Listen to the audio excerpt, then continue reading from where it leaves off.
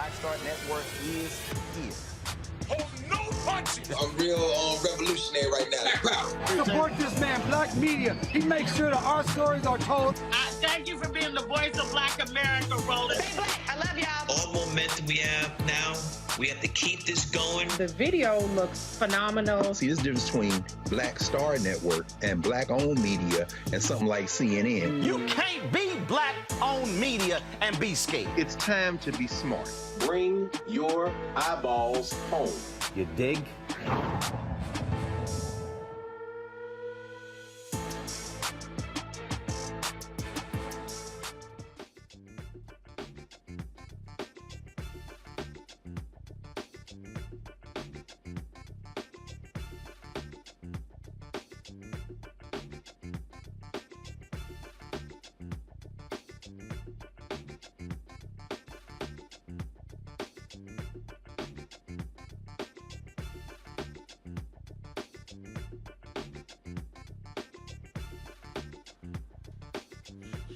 Do you hear me now?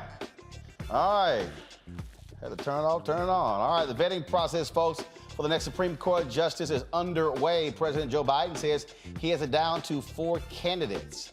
Also, folks, on today's show, we'll tell you about Louisiana's plan to keep black, but first of all, we discussed yesterday Louisiana's plan to keep black voters packed into one district. Also, the Louisiana House of Representatives, they're creating a select committee to investigate the death of Ronald Greene, the black man who was beaten by state troopers, and they covered up his death as well. When 2 white men began shooting at him, he was just doing his job. Tonight, the Mississippi FedEx driver and his attorney update us on the case where 2 white men have been...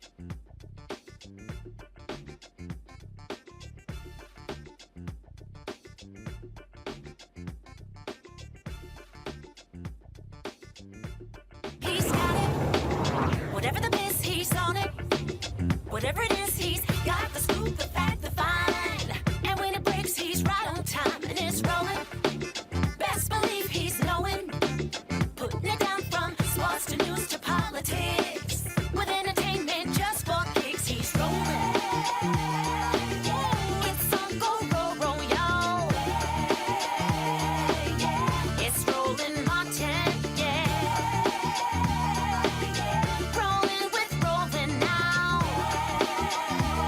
He's funk, he's fresh, he's real, the best, you know he's rolling Martin now.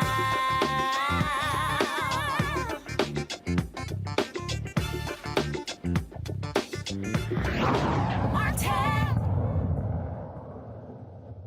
Good job, good pay, good life. Would you be willing to walk away from it to achieve real wealth? Well, that's exactly what this woman did, and boy, did it pay off. Once you make the decision that this is the direction that you're going to go in, I do believe that there's power in having a decided heart. Hear her story on The Next Get Wealthy with me, Deborah Owens, America's Wealth Coach, on Black Star Network. The leverage that the players have is that we cannot be replaced. These are the best basketball players on the planet. The league can't say, okay, you're all fired, we're going to get some more. Who's watching that, right? The dance is to make it not worth their while to lock us out. No one's making any money if you try locking these men out. And I said to Adam, you know, I don't mind a fight. That's what I do. Y'all want to lose all this money. Y'all want to swing? Right, let's do that. And, you know, there's some things you can say are unacceptable, and I think I can probably believe it. But when I say that there's something unacceptable, you should also believe it. At the end of the day, I know my guys aren't going to make any money if you lock us out, but you know what else? You're not either.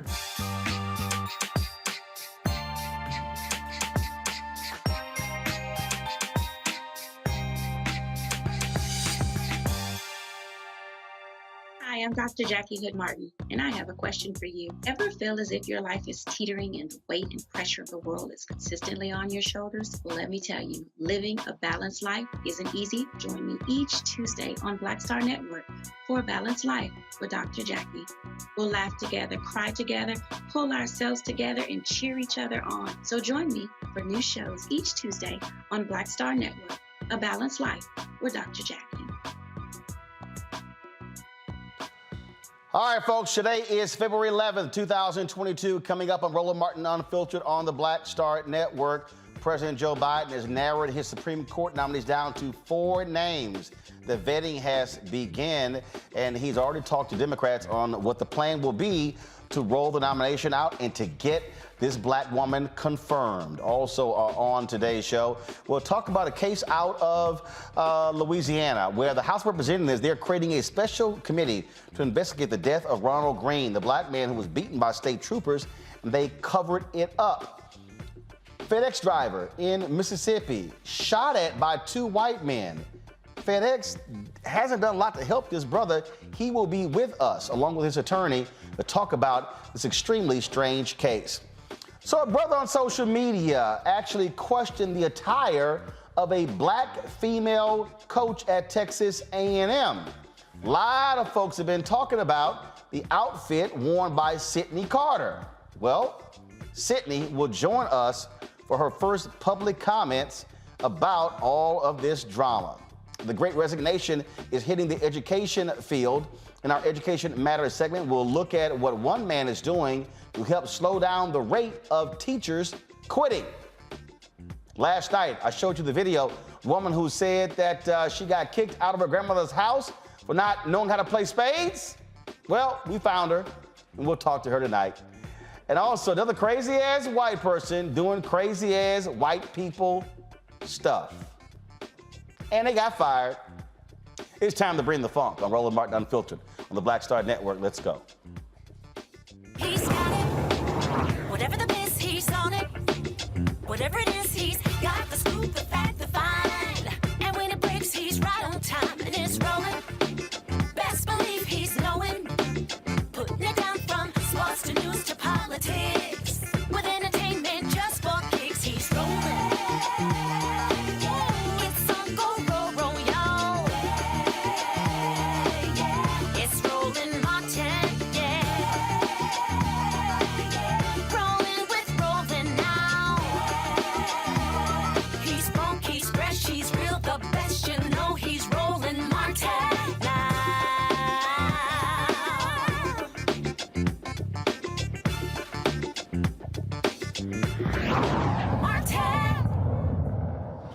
All right, President Joe Biden says he will begin interviewing the potential nominees for the Supreme Court Justice next week.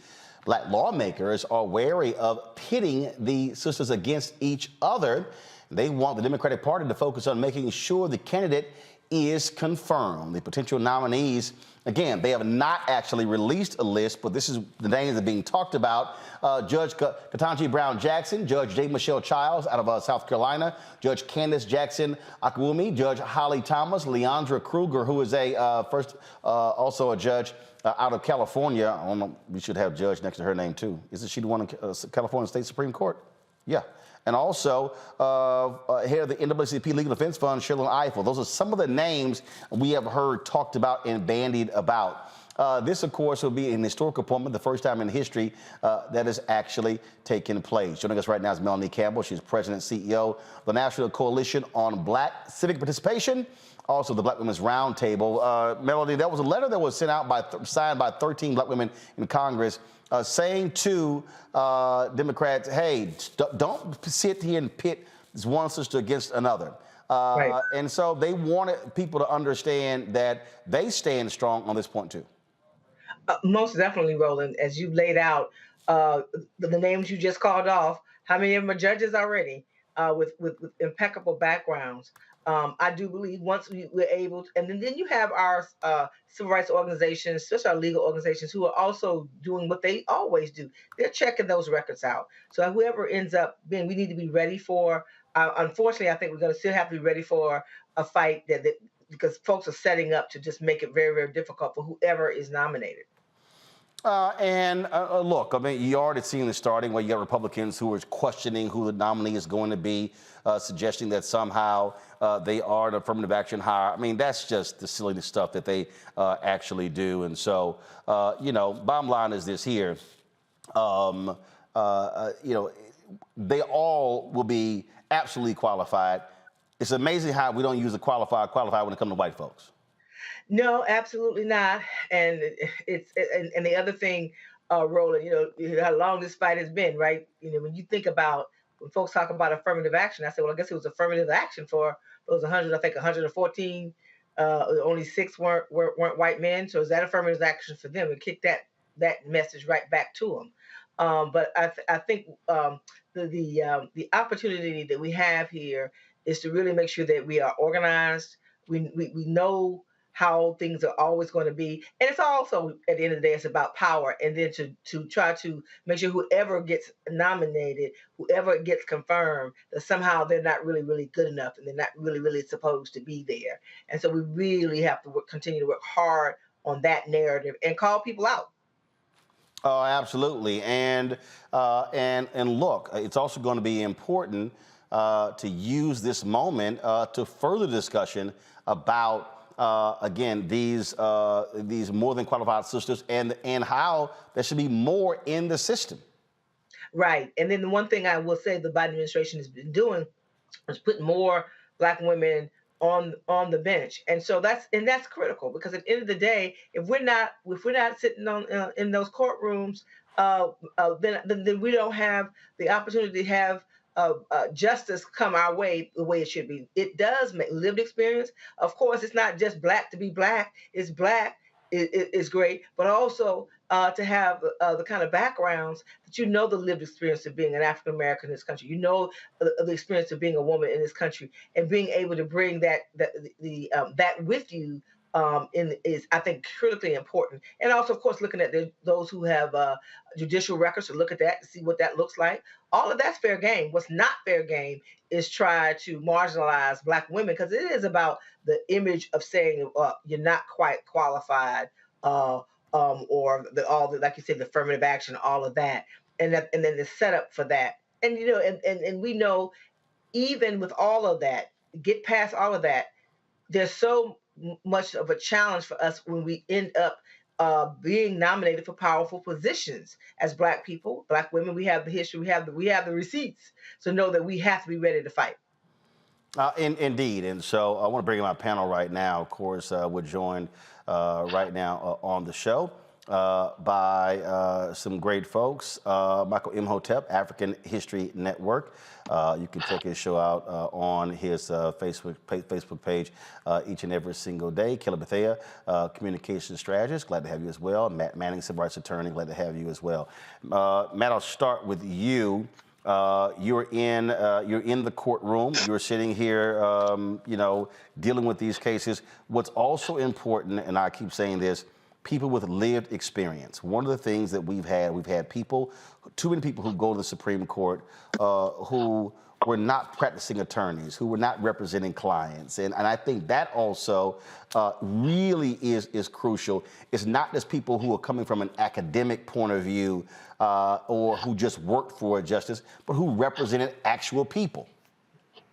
That's so important. To give you an example, the Justice Leandra Kruger, who's being considered, has presented 12 cases before the Supreme Court. I mean, that's just demonstrable experience. And to your point, as a lawyer who votes for judges in local elections, one of the first things I look at is how many cases has she tried? How many cases has she presented before the court? Because as an attorney, when I'm presenting a case, I want to be sure that the judge is not only going to consider all of the evidence, but is going to give me the opportunity to try my case, is going to understand why I might be presenting certain arguments a certain way. So the lived experience is absolutely crucial, particularly as we fight issues like qualified immunity and other issues that are emerging in our society. So, to imply that these extraordinary women are not qualified is purely racism, and it's purely sexism, and it is unfounded when you look at their sterling backgrounds. And I think your point is spot on, Roland. We need people who have actually practiced law, and all of these women have done so at the highest level.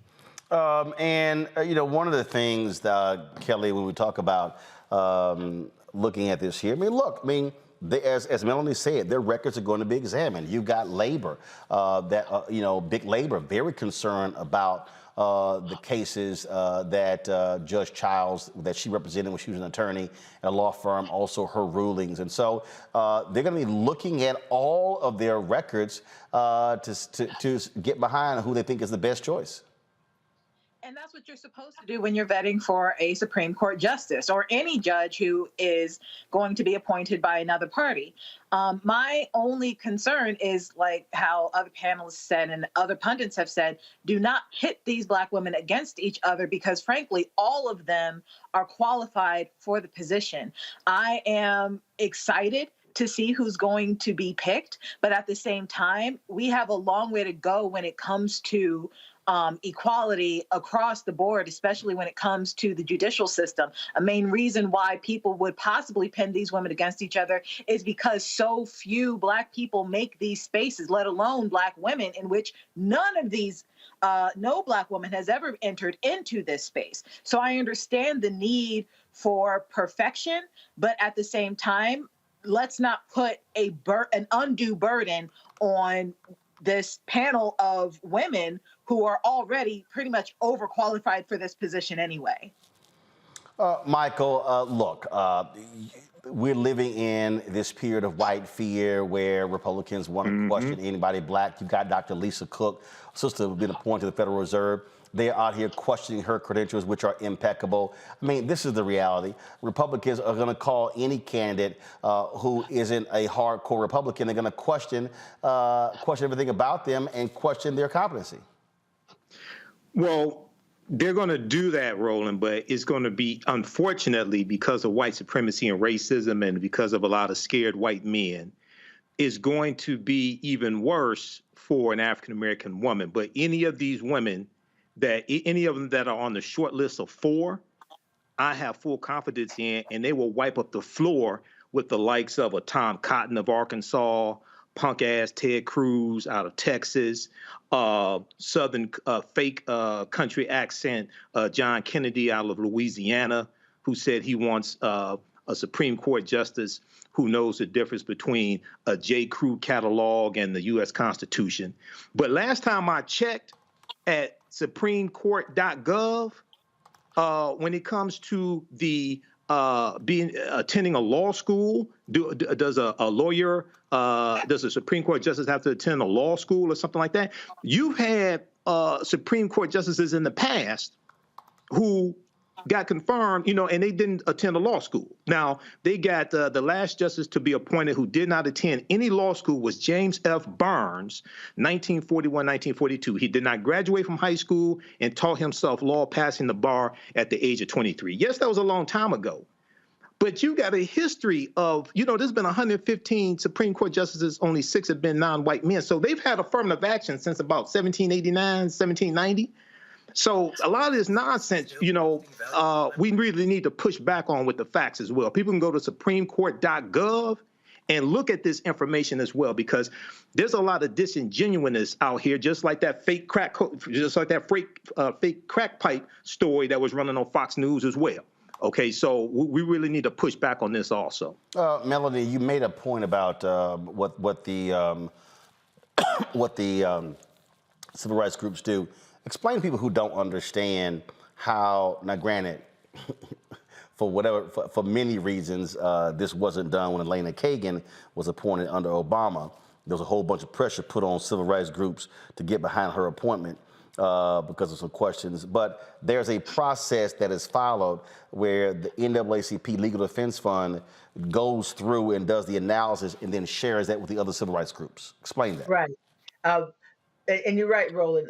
NAACP Legal Defense Fund, Lawyers Committee, and then the other groups. And so they take the time to really go through their records of what kind of cases have they either prosecuted or defended, whatever the case may be, so that you have an idea about where they stand and how they look at the Constitution and how, and there's nothing is a 100% guarantee, but that they take it very seriously, and it helps those of us who are advocates to have the facts and not just what we hear on a Twitter or tweet or what somebody says, on a soundbite, that we really have the kind of information that we would need to know whether that person would be great for the bench. And I tell you, man, you had me having flashbacks. So we're not going to go back to that. I'm moving forward. And glad that we're at this moment. Well, I mean, look, I get it. I mean, but we also it needs to be made clear. I've talked about it. That the reality is the Obama administration, look, they didn't like black criticism when it came to their picks, but the reality is black organizations were there to fight for black people. And I kept telling, you know, we pushed a lot of, you know, we pushed on it, and it was one of the things, and I've said it publicly, and I won't back down from it. It was one of the disappointments that we had as black women, that never happened under the administration. But we're sure glad it's happening now. All right, Melanie Campbell, I appreciate it. Thanks a lot. Thank you. All right then, folks. Again, I mean, this is one of the things that people need to understand when we talk about the role of the president. Our responsibility is to put that pressure on them so they understand that, look, we're not going to sit here and take things lightly. We're not going to sit here and not fight on behalf of African Americans. And so we're glad to see that happening with all of these sisters. All right, y'all, got to go to break. We come back. We're going to talk about a story of misogyny, sexism. This brother posted this comment on Facebook where he questions the attire of a black female college assistant coach. Man, folks have talked about this story all over the country. It's been blown up social media. Well, that sister, she will join us. Sydney Carter, Texas A&M University, publicly talking the first time about this. Can't wait to have this conversation with her. You're watching Roland Martin Unfiltered right here on the Black Star Network.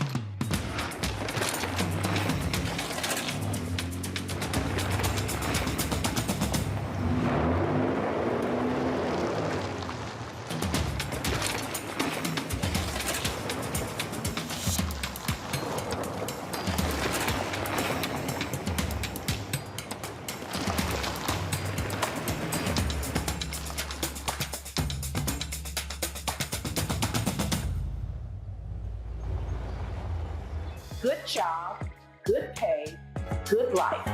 Would you be willing to walk away from it to achieve real wealth? Well, that's exactly what this woman did.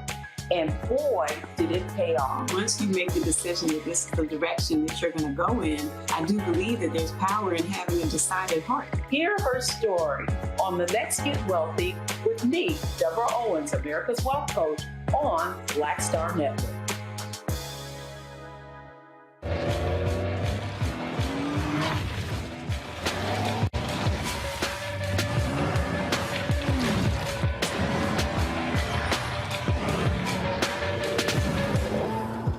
Pull up a chair, take your seat. The Black Tape with me, Dr. Greg Carr, here on the Black Star Network. Every week, we'll take a deeper dive into the world we're living in. Join the conversation only on the Black Star Network.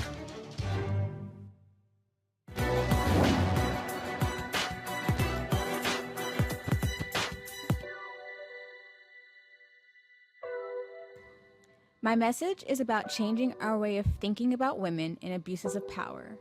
Law professor Anita Hill.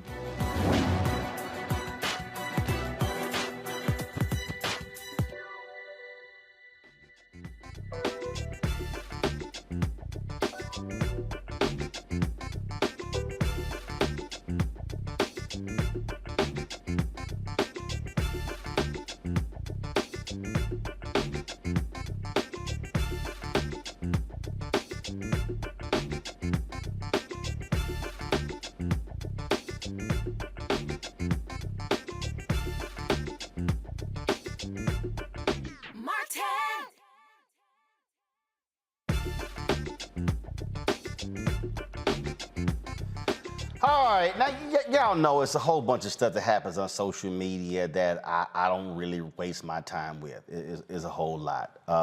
But this image here went out, and initially I didn't pay any attention to it. I didn't, because people say stupid stuff all the time. It happens all the time. Then I was sitting again, like I say, so this dude, go back. This is some dude. His name is Wayne Walker, I think, something like that. Is that is that the actual one? Okay, all right. So no, that's not it.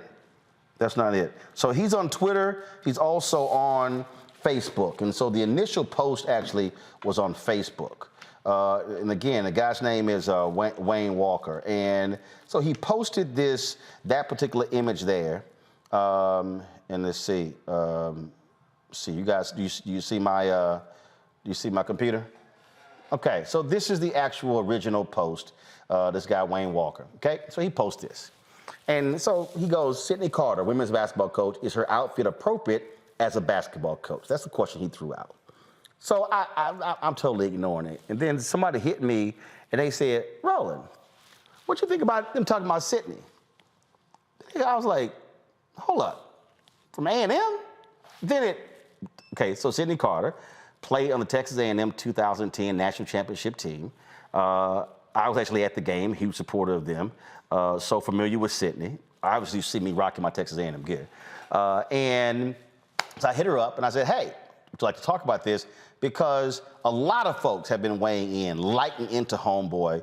And he actually sent me a tweet. I can't believe y'all making all this noise, because I asked a simple question. Well, that question has pissed a lot of people off. She has not talked publicly about this. She said she definitely wanted to come on. So welcome to the show, Sydney Carter. What up, Sydney? Hi. Of course, been a long time since I've seen you, and of course, running with your running buddy Sydney Colson, that crazy girl.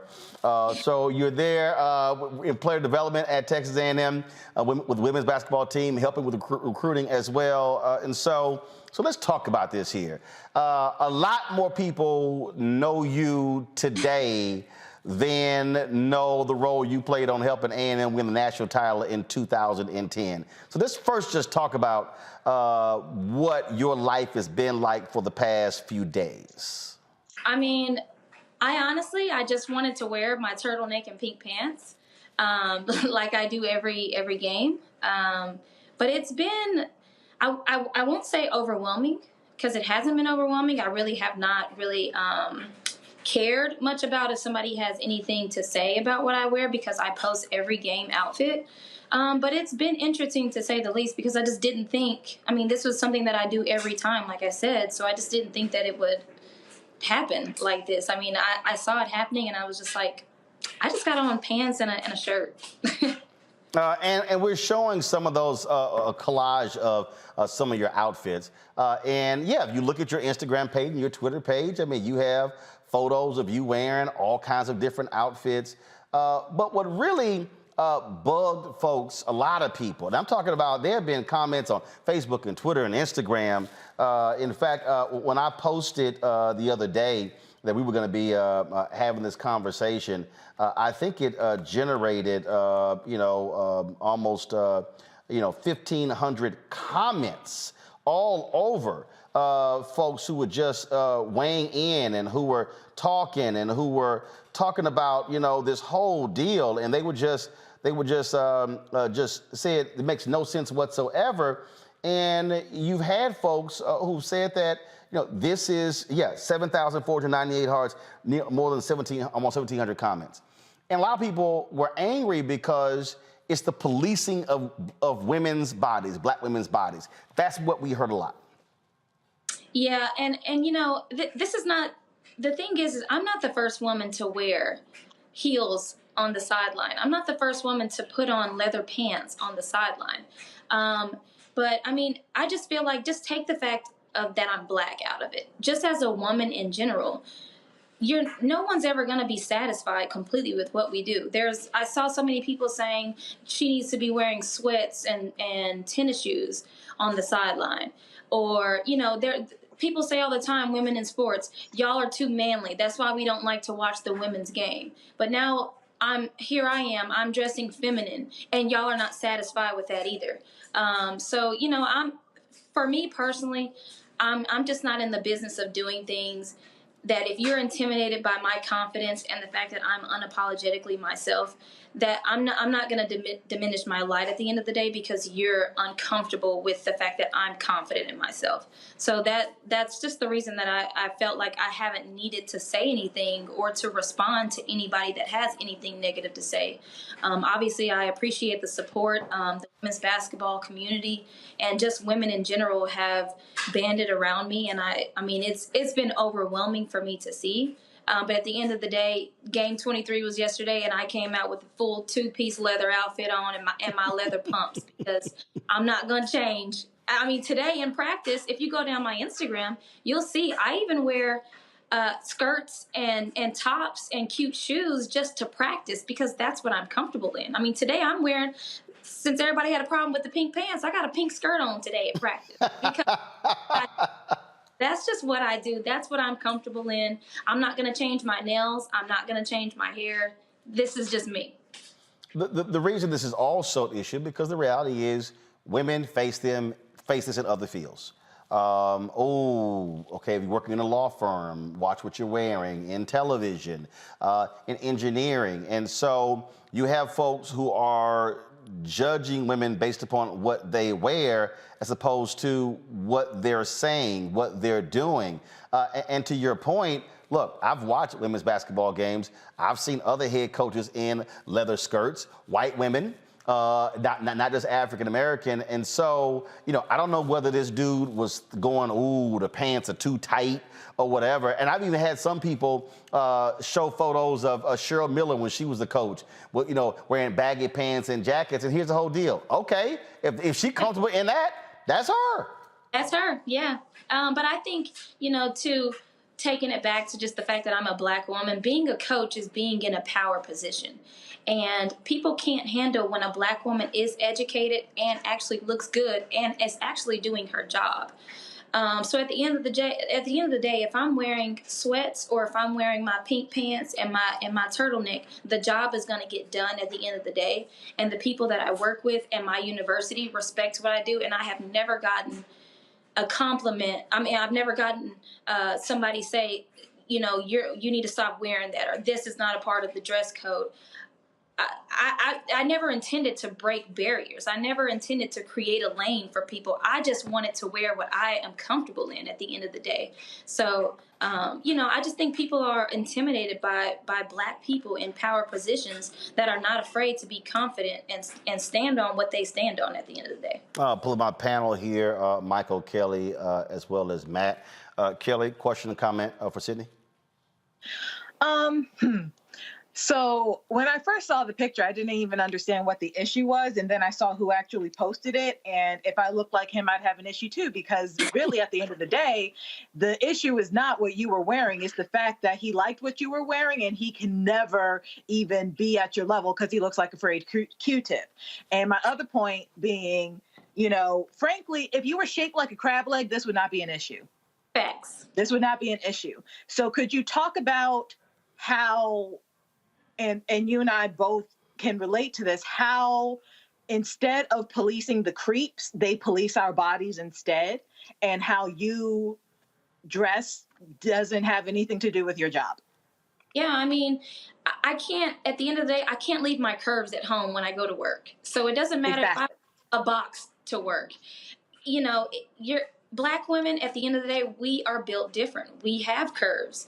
And that's not a knock to any other race or anything, but at the end of the day, Black people are known for their culture of being curvy women or, just setting trends in general. But at the end of the day, my resume will speak for itself. And I have accomplished things, from here to here when it comes to what I've done on the basketball floor.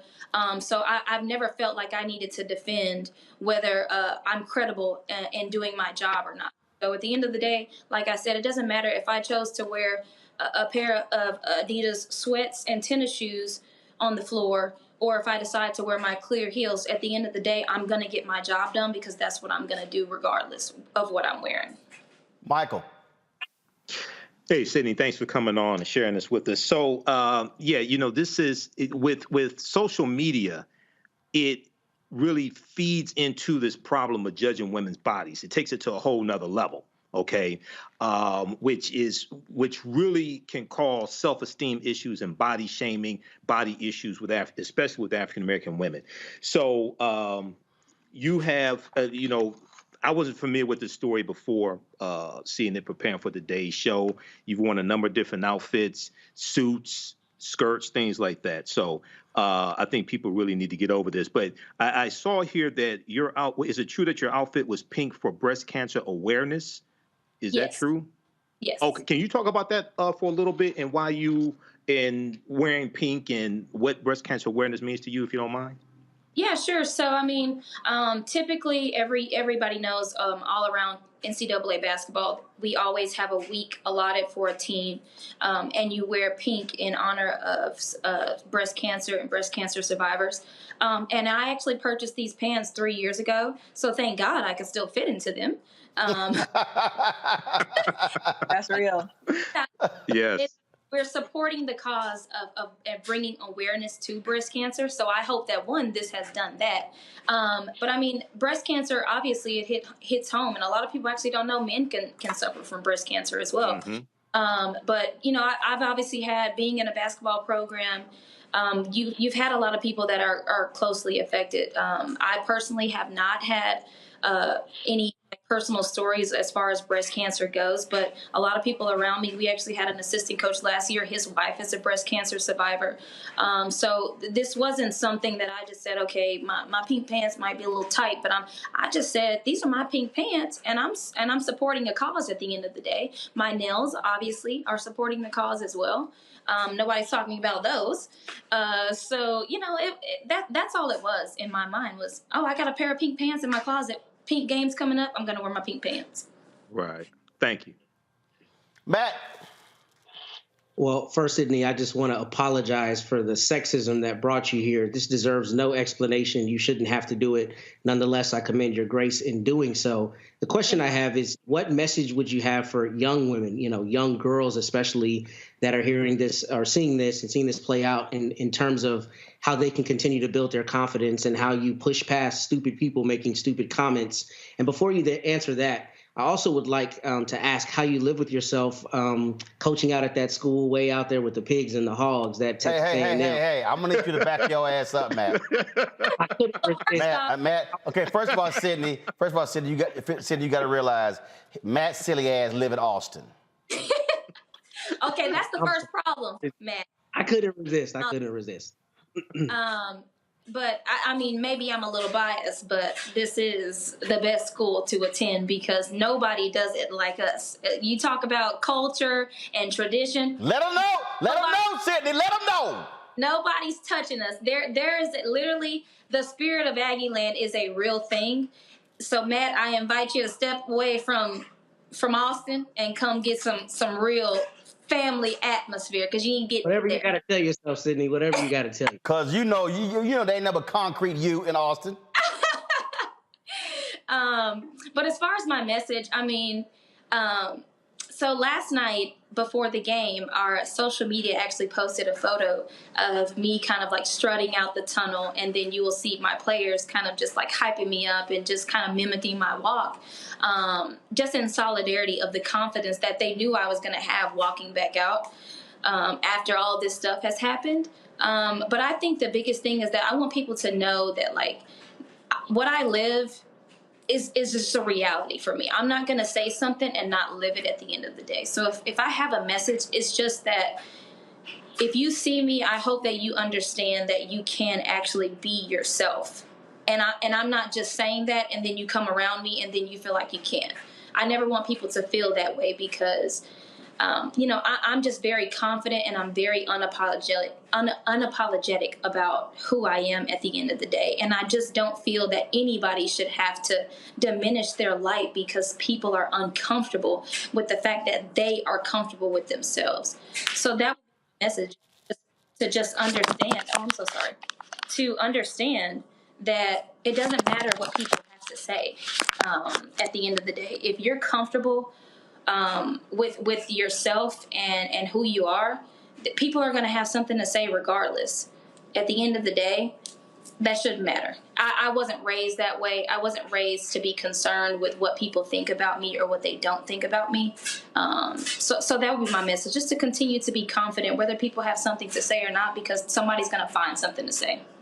This is the photo you were talking about as they were coming out. And so, yeah, you could tell in the photo you got your strut on. Yes. And so we see that. Now, what often happens when these things do go viral, you have different companies and other folks all of a sudden who see it and all of a sudden like, So, you been getting phone calls from any clothing companies or designers since this story has gone viral? I mean, right now I'm still trying to funnel through all of my messages and everything. I have seen some where people have said, like a lot of Black owned businesses where they're like, hey, we would love to make you a piece to wear to the game. I would love to send you a pantsuit.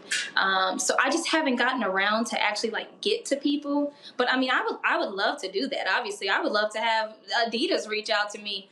And say something about working or collabing with me. Well, especially since they got a Black female chief marketing officer. You know what? I might hit her on LinkedIn and say you might want to hit a sister up.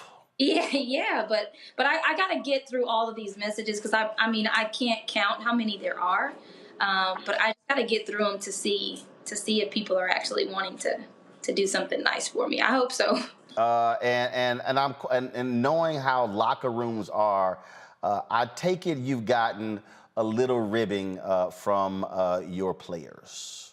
Yeah, so they obviously are always like, well, yesterday they immediately were like, okay, we can't wait to game 23. We know we got to win, but what you wearing for game 23? And I'm like, it's a surprise. So yeah, I mean, but every game, they're literally like, that's the one. That's the one. And I'm like, okay, every game can't be the one, ladies. But I'm happy that like they've got somebody that they can actually relate to. I'm still young. I can still relate to the younger generation now in college. So that's what makes me happy is that they feel when they look at me, like some of them legitimately see themselves. They always say, when I'm a coach, I know I'm a dress like that. So that's the kind of response that I get from our kids. And so, but can you please provide some help to my man, Coach Blair? I know it's his last year. He's retiring, but Coach Blair's my man. But I might need to send him a couple of ascots or something. Well, he has actually done really well. He'll even come to me sometimes and be like, all right, Carter, what do you think? And so he actually had a really nice, one of our assistant coaches bought him a really nice like velvet maroon blazer this year. And he came out and he didn't ask me what would look good with it, but he came out with it and he had some nice black pants on this year. And I said, okay. Now, this I approve of. So typically, he'll ask me how it looks, and the other times he'll just go on and say he's been doing it for 50 years. He knows what he's doing. So he run it by you. And so these here are some of the other photos Sydney has posted, y'all, on her social media page of her various outfits. And see, now you know, really, is that the Christmas dress, Sydney? That really? That's the Christmas one? Okay, gotcha. Well, I'm quite sure it's now definitely going to be a thing for the other Aggie fans who are at the game who beforehand hadn't really noticed or paid any attention. But again, hopefully that there are women, there are young girls across the country who will gain confidence themselves in your confidence and tell folks, I'm not sweating what you think because it doesn't matter. And by the way, just so folk know, because again, the dude who posted it, he was like a little upset. He's gotten lit up so hard, y'all. Yeah, y'all can go right here. He has protected his tweets. So he's gotten blown. And Michael, he's from Detroit. So his brother here, Wayne Walker, yeah, he has protected his tweets because y'all have been lighting him up. And so I'm gonna just zoom in. Y'all can see his photo right there. So Wayne, hey, next time you ask a question, you might want to think a little harder before you hit that send button because you might go viral too. So, Sydney, I appreciate it. It's good to chat with you. Thanks for coming on to talk with us. Good luck to the let my fellow Aggies know. And if all y'all who watching, let me be clear, okay? I ain't no bandwagon. I was supporting the women's basketball team a long time ago, and Coach Blair would call on me to even talk to the team. I've been to practice, so trust me, this ain't new. Tell Coach Kelly Bond I said what's up, and hopefully I will see y'all in March Madness and try to pay a visit when y'all take it to me and get back to the Final Four. Thank you for having me. This was fun. Sydney, thanks a lot. Gig 'em. Bye. Sorry, Matt, you can't do that. I don't want to do that. Yeah, you can't do that because you know black and burnt orange don't go together. You know that. Oh my goodness. It don't go together. It don't only on Halloween does it go together. Yes, that's how we do it. All right, y'all. We gotta first of all, we're gonna be taking y'all phone calls. I'd love to hear what y'all have to think about what Lil Wayne Walker had to say. Like I say, y'all, he is protecting his Lil Wayne Walker in Detroit. At Wayne Walker 279, yeah, they've been lighting his ass up for the past few days. And so he tired of getting beat. I don't even know what his Facebook page is, but he feeling that heat. Give us a call, y'all. Show the number. Let's bring it up. Remember, only Bring the Funk fan clubs members can call in. That's a perk. That's a perk. So give us a call, y'all. 202-890-1199. 202-890-1199. Love to hear y'all thoughts about this issue or even some of the other topics we've had thus far. And so please give us a call. Again, 202-890-1199. Also support us by downloading our app. The Black Start Network app, folks. Things have been going great. We've already surpassed, let me get right here. We've already surpassed 30,000 Apple phone, Android TV, Apple TV, Roku, Amazon Fire, Xbox One, Smart TV as well. And so we appreciate that. And also, if you want to support us in what we do, join our Bring the Funk fan club. Your dollars make it possible for us to do what we do.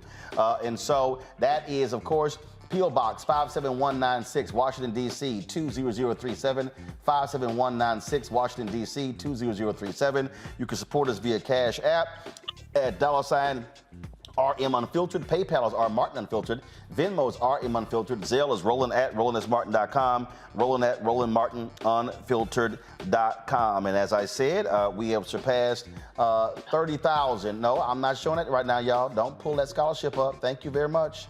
We have surpassed 30,000 downloads for the app, and so we want to now target 50,000. Thank you very much. So our next goal is 50,000, and so let everybody know, pass the word, download the app. It's all about giving you the news and information you're not going to find anywhere else. I'll be right back.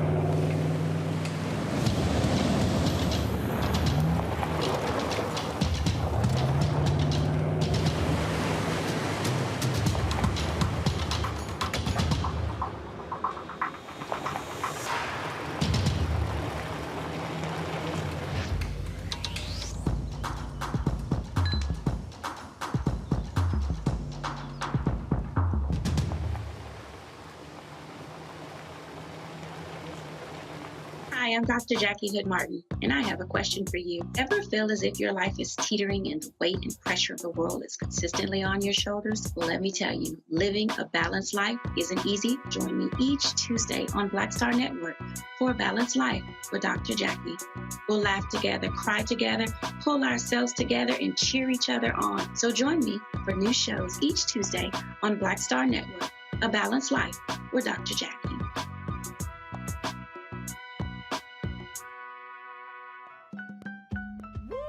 We're all impacted by the culture, whether we know it or not. From politics to music and entertainment, it's a huge part of our lives, and we're going to talk about it every day right here on The Culture with me, Faraji Muhammad, only on the Black Star Network.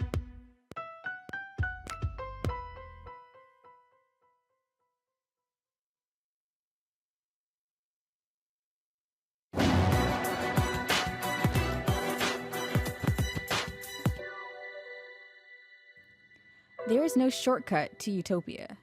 Writer Claude McKay.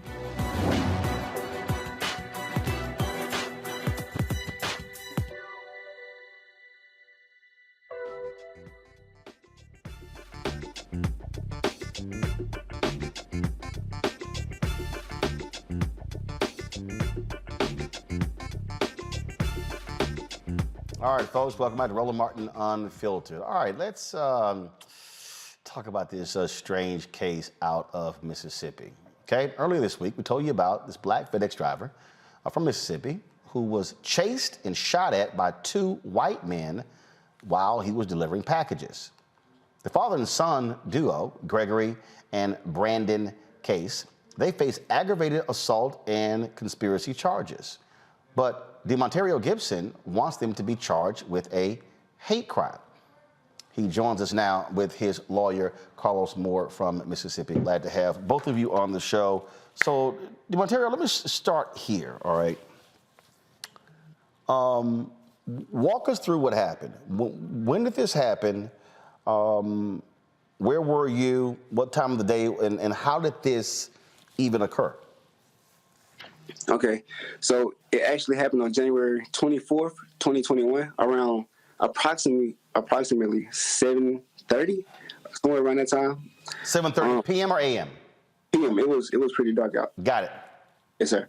So I was actually delivering a package to this address, 417 Junior Trail, but I put the wrong address in, and I put in 427 instead of 417.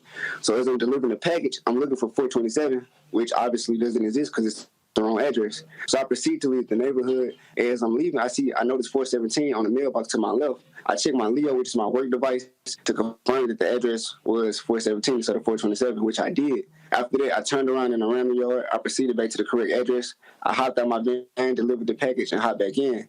Once I hopped back in my van, I noticed a white pickup truck approached me from a house on the same plot of land in the background, and they got extremely close to me.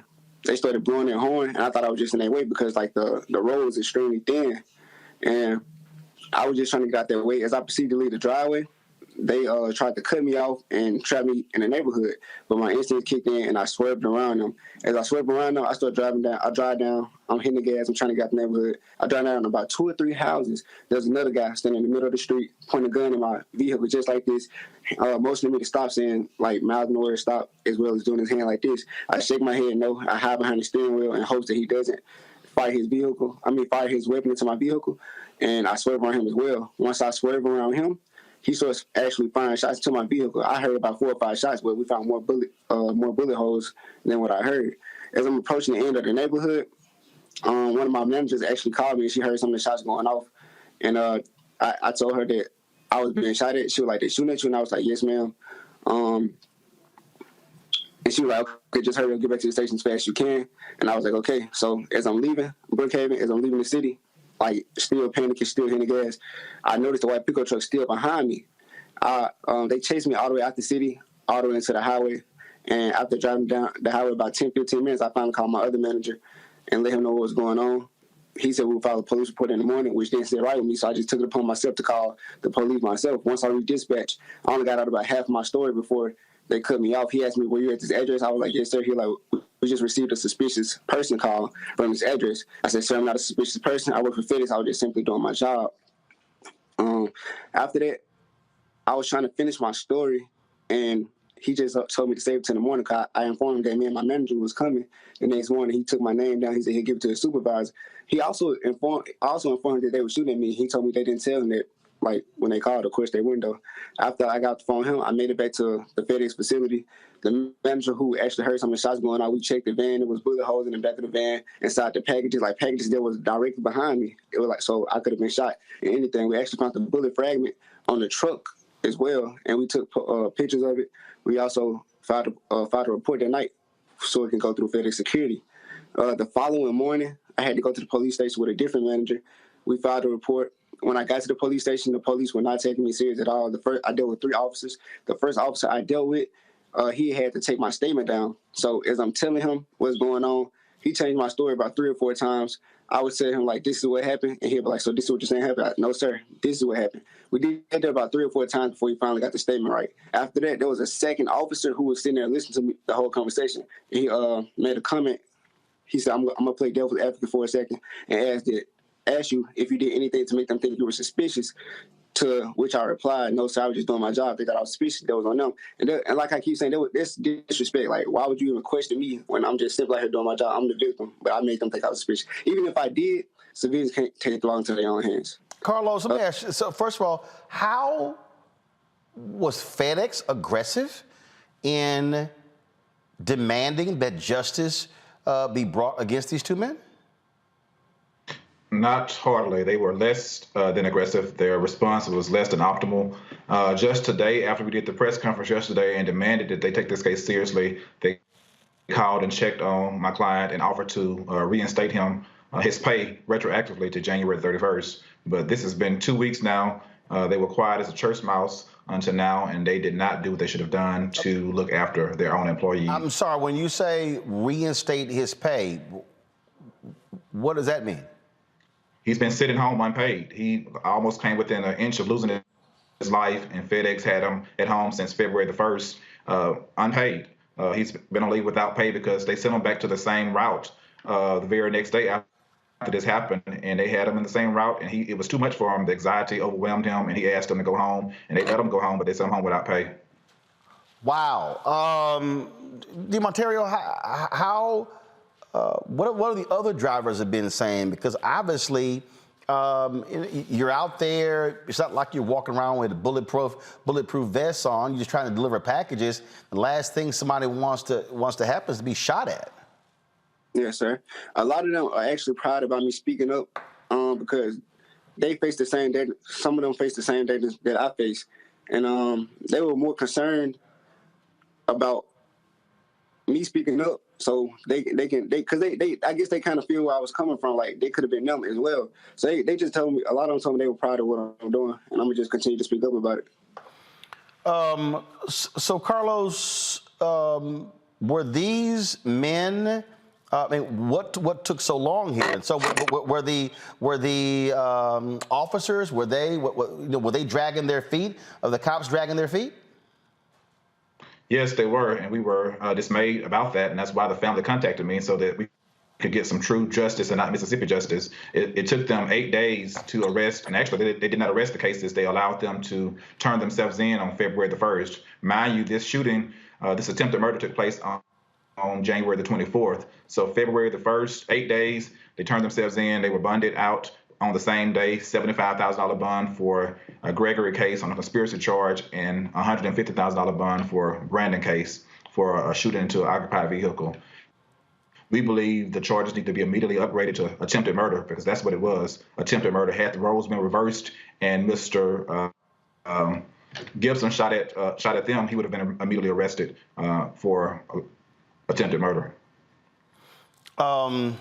That is just shocking and stunning. Go to my panel. Start with you, Matt. Matt, any questions for DeMonterio and Carlos? Yeah, the question I have is what explanation have the police given you for why they didn't recommend attempted murder charges to the district attorney's office? I read the Mississippi law, and this is textbook. If you do an act that would culminate in a homicide, particularly here where there's no interaction with them and Mr. Gibson whatsoever, it seems like it's purely attempted murder. So what have the police explained as to why they haven't brought that charge and why they have not, submitted that charge to the district attorney's office?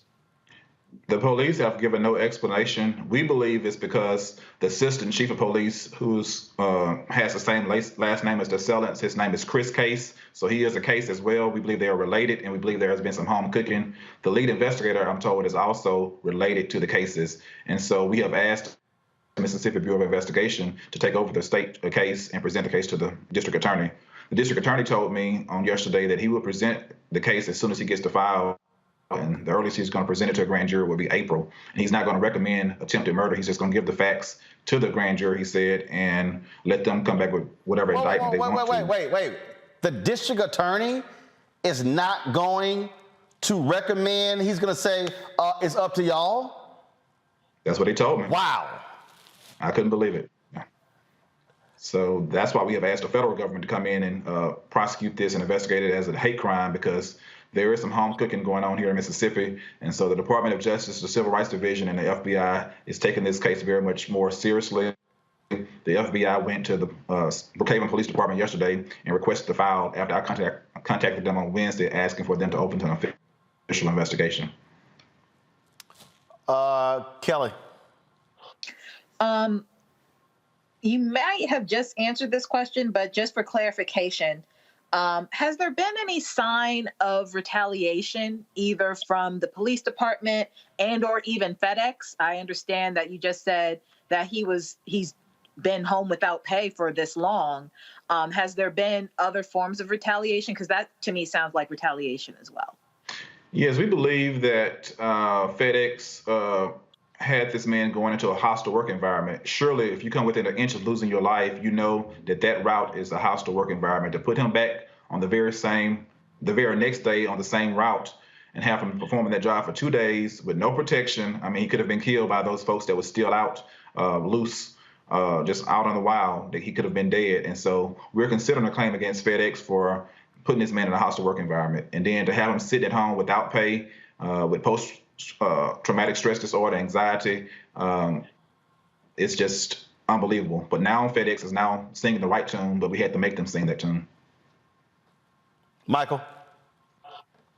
Hey, thanks for coming on today, DeMontario and attorney. And I'm happy that you're safe, and this could have been a lot worse. The question I have, and the attorney may want to answer this. So in researching this case, I was looking at comments from Police Chief Kenny Collins of the Brookhaven, Mississippi Police Department. And he made statements on social media pushing back on people on social media who were making allegations that this was about racism, things like this in Brookhaven. And he said, we're not going to have outsiders coming in trying to stir that up. He said, Brookhaven is not a racist, prejudiced town. You can't judge a town by the actions of two individuals. Does it, and he went on to say, please, people need to be careful what they post on social media. If somebody is killed or hurt because of what you post on social media, you'll be charged too. Did it seem like the police chief was stronger responding to people on social media than you all are in getting answers to what appears to be attempted murder? I mean, because they shot a number of shots at him in the truck. Can you comment on that? This seems really weird here. Very weird. And I just want to say from the outset, I consider Kenny Collins a clown. He has put on a clown show since this very incident. He has not taken it seriously, and he's a disgrace to that city, and he needs to resign. I mean, he's more concerned about the protesters. Excuse me? He's black, by the way, also. He's black. All skin folk are not kinfolk. And so the puppet strings are being pulled by somebody other than him, and he is just carrying master's water, and we are sick of it. He needs to resign. My dad was born and raised in Brookhaven, so I'm very familiar with Lincoln County. I've spent several summers there. They have a history of racism. A civil rights leader was killed on the front lawn of Lincoln County Courthouse in 1955, and no one was brought to justice. So they will let you, white man get away with killing a black man if you don't raise holy hell. And we have raised holy hell, and we're going to get justice for Demario Gibson. Thank you. All right, then. First of all, what is next in this case, DeMontario? Well, I'm just hoping that we receive justice to the highest standard of the law. Not only that, but like I've been saying, we need to get laws in place specifically to protect black people, because it seems like the only thing these guys respond to is the law. That's why they always try to take it into their own hand. So once we get those laws in place, we can stop having situations like this happen, because they won't be able to act on their emotions without consequence. That's my main thing, as well as getting justice. Carlos, what's next on the legal side? On the legal side, we're continuing to demand an immediate arrest for an upgrade of the charges from aggravated assault to attempted murder. We'll continue to monitor things. We are planning to file a lawsuit against the cases, a civil lawsuit, and we're also considering legal action against FedEx, as well as Brookhaven and the police department if we find out that they were complicit in a cover-up. Because just like the prosecutor in the Maud Arbery case tried to help the people out, the Sellers, I believe that there has been some home cooking in that police department, and we're going to get to the bottom of it, and we're going to hold everybody, every corporation, every city, a police department responsible. We're going to hold them liable and accountable. All right, then. Gentlemen, we appreciate it. Thanks a lot. Thank you. All right, folks. The Department of Justice, they've indicted a man on federal hate crime charges, and another pleads guilty for threatening a black man in Kansas. Colton Donner pleaded guilty in federal court for threatening a black man with a knife to intimidate and interfere with the man's right to fair housing. In September 2019, Donner was driving through a residential area of Paola, Kansas, when he saw a black man walking on the sidewalk. Donner stopped, got out of the car, and approached the victim while, of course, brandishing a knife. Donner threatened the victim, yelled racial slurs, and, of course, told him that Paola is a white town. In Maine, a man has been convicted for the December 28, 2020 fire that destroyed a predominantly black church in Springfield, Massachusetts. First of all, he was indicted by a federal grand jury. First of all, Dushko Vulchev got hit with 4 counts of damage to religious property involving fire, 1 count of use of fire to commit a federal felony. So we have quite the active Department of Justice there. So it sure is nice to have a DOJ that actually cares about hate crimes. Well, that's what happened when you kick a white supremacist out of the White House. So great job there. Folks, in Louisiana, the Louisiana House of Representatives, they're creating a committee to investigate the death of Ronald Greene. Greene was beaten in 2019 during a traffic stop by state troopers. Troopers initially told the family he died in a car accident. Yet 2 years later, when the body camera footage of the incident was released, it showed Louisiana state troopers beating, tasing, and kicking Greene. The Associated Press found a text message indicating Louisiana Governor John Bel Edwards was aware of Greene's deadly encounter with state troopers hours after it happened. Edwards, of course, denies these claims. As I said there, Matt, when you look at these cases, when you heard what Carlos said there, when we talked about the case with Tanisha Campbell yesterday, this is why, for people who don't understand the importance of voting, okay, you can sit here and be pissed off all you want to at President Joe Biden for whatever he said, what he hasn't done, but here's what I do know. There's a 180-degree change in the Trump Department of Justice compared to the Biden Department of Justice. To have Kristen Clark leading the Civil Rights Division, to have Vanita Gupta, former head of the Leadership Conference on Human and Civil Rights, as a number 2, these things matter. And so for the people, and again, people come at me all the time, oh, you sitting here, man, there's no big deal. Hell no, okay? Hell no. And yes, the Department of Justice, they are looking at the Tanisha Campbell, following that particular case. They're following these other different cases. And so it's important to have a responsive DOJ that cares about civil rights. It absolutely is. It's important to have a responsive DOJ, and it's important to have a DOJ that has lawyers that have been in the trenches, that know not only how to prosecute these cases, but know how to investigate these cases, and know when they've got evidence that they need to bring a case forward and need to prosecute to the fullest extent of the law. Look, elections matter. Case in point, that prosecutor saying he's going to go in and not recommend attempted murder charges, I have presented to grand juries. The defense attorney has no right to be there. It's just the prosecutor. A prosecutor can literally say whatever he or she wants in the grand jury. The reason that's important is if you want an attempted murder charge, you go in and say, we think this is attempted murder. Please return a true bill for attempted murder. So when you have lawyers that know that and lawyers that are actually committed to justice, you're going to have better outcomes. And that's why I'm encouraged that the DOJ is looking at all the cases that you mentioned, because we can have greater assurance they're going to find justice in those cases.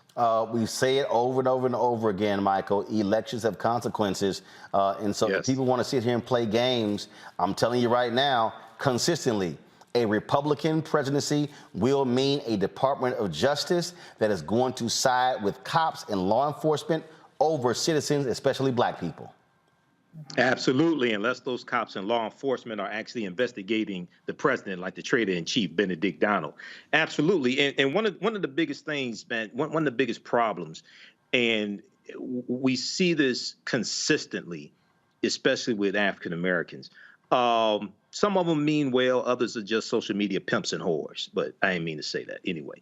A lot of times people want something, but don't know the process to actually get it. And there's a big disconnect. Like if you talk to people who say we're not going to vote unless we get the George Floyd Justice and Policing Act.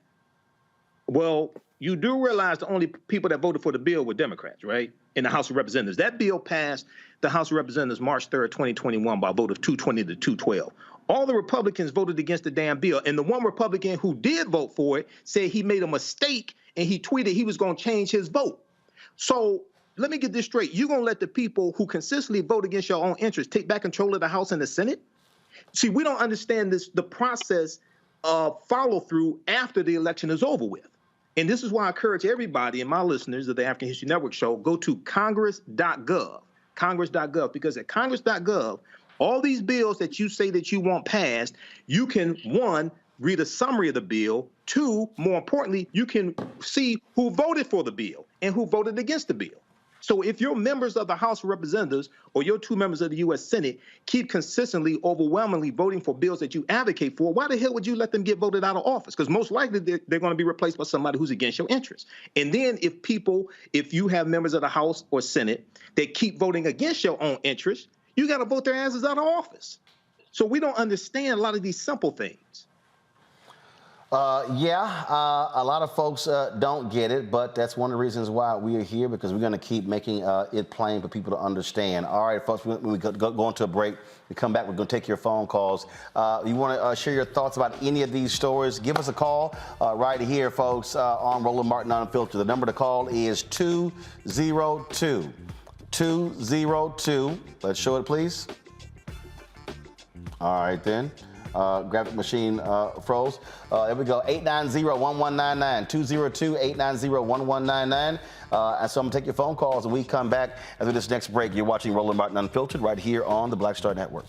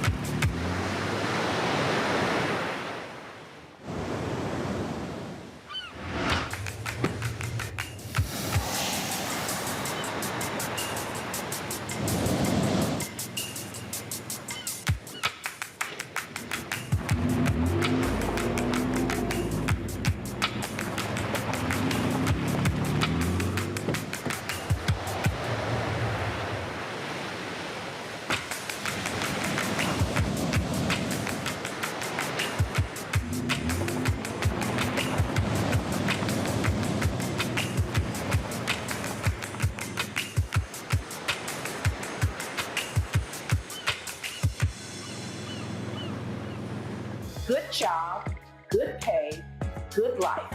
Would you be willing to walk away from it to achieve real wealth? Well, that's exactly what this woman did.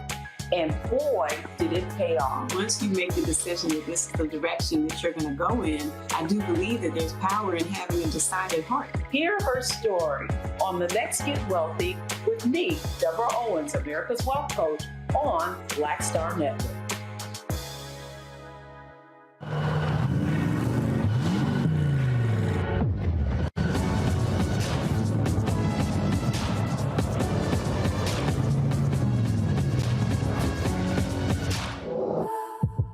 Pull up a chair, take your seat.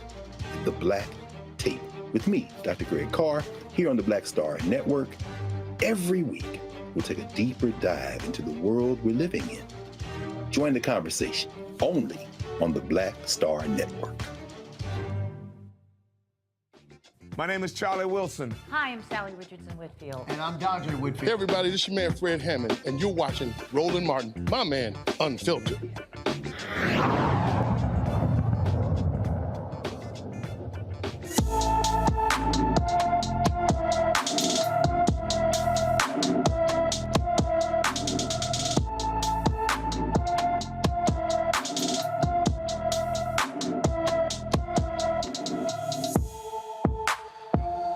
29-year-old Lexus D. Ware has been missing from Anderson, South Carolina since January 30th. She's believed to be in danger. Her car was found on the 3rd, about 80 miles away in McCormick County, South Carolina. She's 5 feet 5 inches tall, weighs 230 pounds, with black hair and brown eyes. The mother of 2 has multiple piercings and tattoos. Anyone with information about Alexis D. Ware should call the Anderson County Sheriff's Office at 864-260-4405. Again, 864-260-4405. All right, folks, we're going to go to the phone lines, take some of your calls here, whatever you want to talk about. Here's a number to call, 202-890. Pull it up, please. Was it 1199? 202-890-1199. 202-890-1199. Hey, if you're a member of the Bring the Funk fan club, you get priority to be able to comment. Hey, it's called Membership Has Its Privileges. And so that's how we're going to do this thing. Let's go to, let's see here, Marcus Goodner, Dallas, Texas. What's up, Marcus? How you doing? Marcus? Marcus, are you there? Is Marcus there?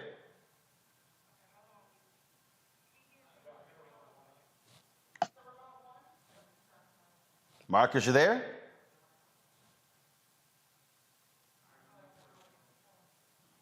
All right, hold tight 1 second. We'll let me know when we get to go to the. You know what? Let's do this here. So y'all get the caller straight. Let me go to crazy ass white people. No charcoal grills are allowed. I'm white. I got you, girl. Illegally selling water without a permit On my property. Whoa! Hey! You don't live here. I'm uncomfortable. You know, Michael, Kelly, and Matt, I keep warning these folks, if you act a fool on these planes, it's not going to go well for you, okay? An unruly airline passenger, well, he ain't got a job today because he decided to call a black Delta flight attendant the N-word. Chaos ensued after the Delta flight attendant asked the passenger to put on a mask. Witnesses say the request prompted a hostile response that left the attendant speechless. The unnamed man, who used to work with an Omaha software company, Builder Trend, got fired. The company's CEO shared the following statement. Builder Trend has always been and will continue to be an inclusive and principal partner to our communities, customers, and people. Since learning Monday of reports involving our employees, we have been actively investigating the incident with internal and external parties to learn as much as possible so that we can take appropriate action. We take these accounts of unacceptable behavior extremely seriously. Based on actions that do not align with Builder Trend's values and standards of conduct, one employee has been terminated. We continue to investigate the incident and are working diligently to determine all requisite next steps. See, look, Kelly, I keep telling these folks, if y'all get on these planes and show your ass, we got all of this. And guess what? The moment they show your picture, Twitter, Black Twitter, y'all, they better than Columbo. They gonna track your ass down. They gonna find your Facebook page. I mean, if you got AI, artificial intelligence, I'm gonna start calling this BI, Black Intelligence, because they gonna chase that ass down, gonna expose you, and you're gonna be out of a job every time. I mean, and it makes sense though, right? Because this is more than just you in a one-on-one altercation with someone and you move about your way. You have something within you that is so insidious, such vitriol within you that there's no doubt that that trickles into whatever line of work that you have. So it makes sense that a company would not want someone so toxic in the workplace, regardless of whether we know their name or not. So I applaud this company, because if I'm correct, this guy is anonymous. We don't know exactly who he is, but the fact of the matter is he's no longer has a job. And frankly, if you play dumb games, you get dumb prizes.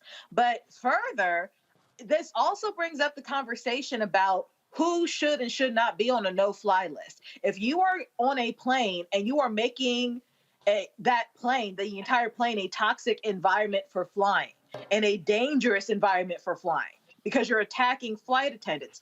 Flying is a privilege. This is not a right. So if you are one of those people, keep in mind that, we might be on the track to putting you on a no-fly list because you're acting that stupid and compromising the safety of more than just yourself, more than just the flight attendant, but the pilot and everybody else on board. So, good riddance. Look, I keep telling these folk, Matt, hey, go ahead and act the fool. Go ahead. I'm telling you, every time this happens, I absolutely believe we can end Black unemployment. Every time one of these white folk get fired for acting a fool, we should have Black folks flood the company with applications.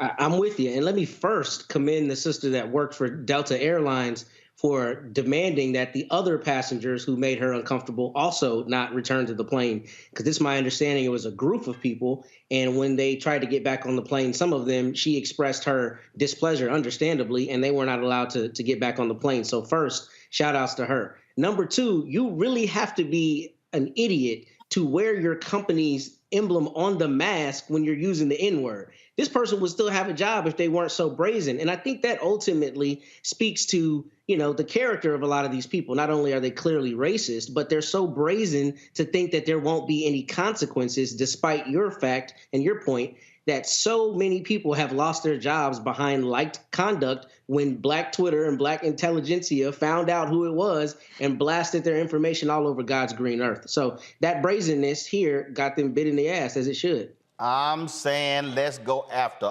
all of them, Michael. Everybody.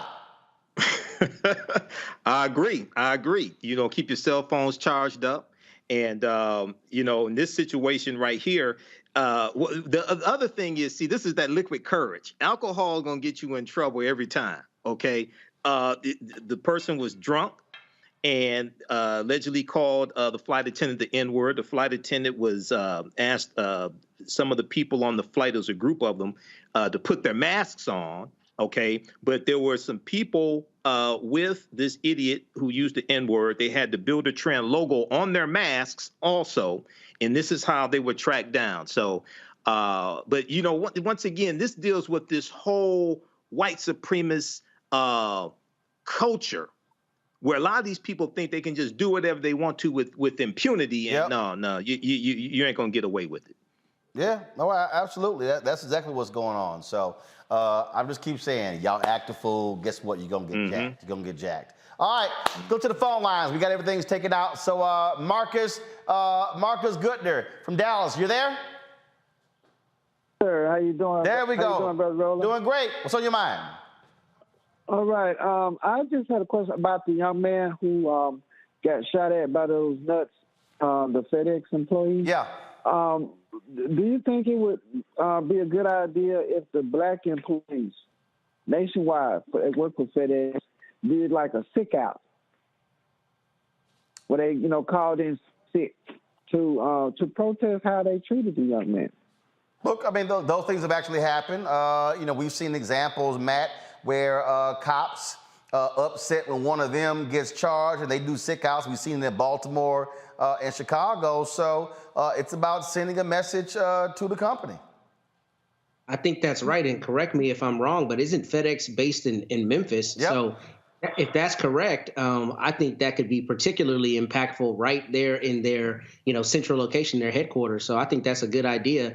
And I think if, people galvanize behind and stand behind this brother, that would really get their attention, because it's absurd that they sent him back on the same route after this happened. Yeah. And, it's demonstrated. That's just ridiculous. So I think your point is well taken, Marcus. Annette in Indianapolis. Annette, what's on your mind? Annette? Hello? Oh, this is still Marcus. Okay, Marcus, I appreciate it, Marcus. Thanks a lot for calling. All right. Yes. Okay, Annette? Yes. Hi, Martin. I just want to tell you thank you very much. You're doing a good work. Keep up the good job, you and your co-workers, and I love you so much. Bye. I appreciate it, Annette. Thanks a lot for calling. All right, thank you very much. Mark Easterling, Greensboro, North Carolina. Hey, Mark, you on Roland Martin Unfiltered on the Black Star Network. Hello, Roland. Hi. Yes, I want to say I'd like to thank you for what you've been doing. I've been listening to you from the days that CNN to TV One, and you just on point with just about everything. And I was thinking the story when you was talking about the woman yesterday that passed into jail. Mm-hmm. This is exactly why that we need to watch your show, because you are very informative on every issue that you can think of. And I just love what you're doing, and just keep on doing it. Oh yeah, my brother got to say something too. Roland? Yeah. Yeah, can you hear me? Yeah, we got you. Go ahead. Oh, man. Roland, let's see, I too love your show, man. You know that new show you got, Rolling with Roland? Yep, our one-on-one interview show. Yeah, love it. Oh, yeah, I love that show. I mean, I love the interviews, man. Well, but the thing is, now there's a couple of people I wish that you've gotten to. One is Morgan Freeman and James Earl Jones. You get to them? Well, we're working on it. I've never met James Earl Jones. We did have Morgan Freeman on the show talking about a movie that he was in. We had him on the show a couple of weeks ago. But certainly definitely want to make it happen where we can do a much longer one-on-one. The next Rolling with Roland is going to be on Wednesday. I'm talking to Michelle Roberts, the first black woman to ever lead a professional players union. She's the former executive director of the National Basketball Players Association. She just stepped down, retired in January. So it's a fascinating conversation. So be sure to check that out on Wednesday. Oh, yeah? Oh, okay. Okay. Yeah, the reason I talk about James Earl Jones because he's getting up there in years. And I know. I want him to come and answer.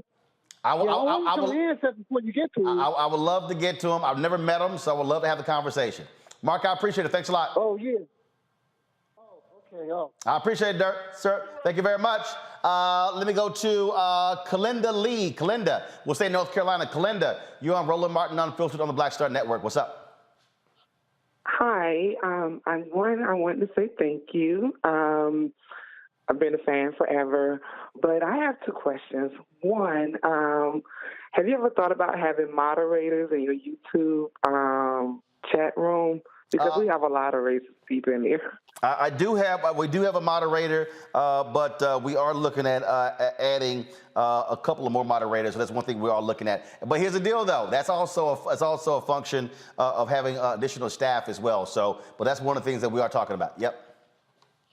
Okay, and the second thing is, have you ever thought about maybe a meet and greet for your Roland Martin fan club? Oh, of course, yeah. We would love to do meet and greets. The problem is COVID has impacted that. And so we would love to do that. I've actually done it in a couple of cities. This was when we first launched, but COVID has actually impacted that in a great way. So as we are moving forward, hopefully the more people get vaccinated, the more people who are practicing safe distancing, we're seeing a drop off that's going to happen. So absolutely, we want to make that happen. And so when we've done our show from location, like we were in Chicago, people have actually come by the show and actually participated in watching one of the live broadcasts. Okay, cool. Thank you so much. Okay, I appreciate it. Thanks a lot. Let's go to Louis Lyon in Baltimore, Maryland. Hey, Louis, how you doing? How you doing, Uncle Ro?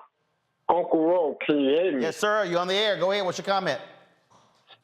Oh, yes. I'm, the last name is Lyon from Miscommunication Manual. I wanted to comment on the story you did yesterday about the young woman dying in prison. Tanisha Campbell. Only you, only you, and only you will report on a story like that. I actually shared the whole clip onto my Melanated People page. And they were like, wow, I did not know that. That is why we need to be watching Roland Martin Unfiltered. Screw the feelings and all of that. Look, you are the only news section I even give two craps about. Thank you so much. Revolution. Louis, I appreciate it. Thank you so very much. The thing here, Michael, when we think about a lot of these stories, part of the issue is when you don't have one follow-up, but also for mainstream media, it has to rise to a certain level. So basically, the black outrage has to exist on social in order for people to go, oh, maybe now we ought to cover that story. Yeah, and that's one of the reasons why African-American owned media is so important, not just African-American targeted, but African-American owned media, so we can make those decisions. Somebody can call us and we can cover those stories, one.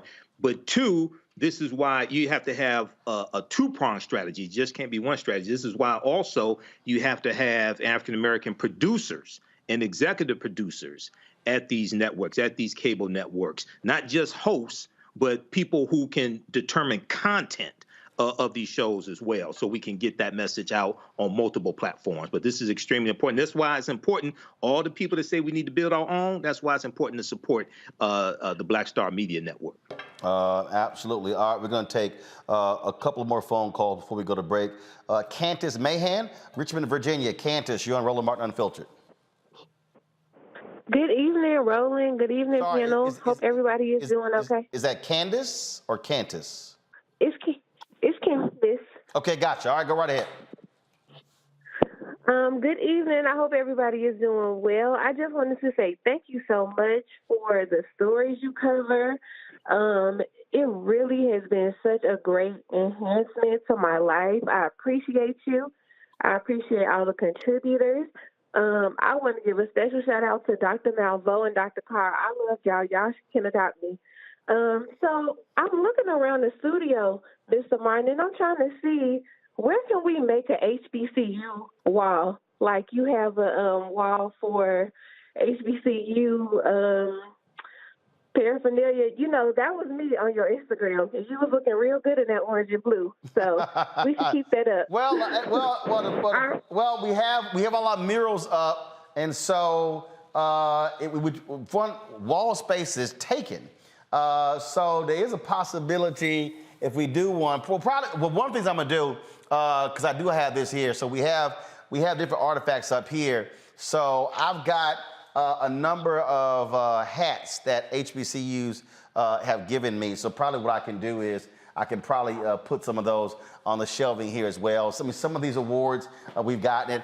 When we did the tour in here, and in our kitchen, there are three of the honorary degrees that I've gotten 6, but 3 of the ones that we have are from HBCUs, and so we have HBCU stuff sort of all over. So there's no one particular place. And so we've got awards down the hallway. We got some other stuff on the wall there. And we're still adding to the studio. And so we're still adding pieces to it. So that's all possible.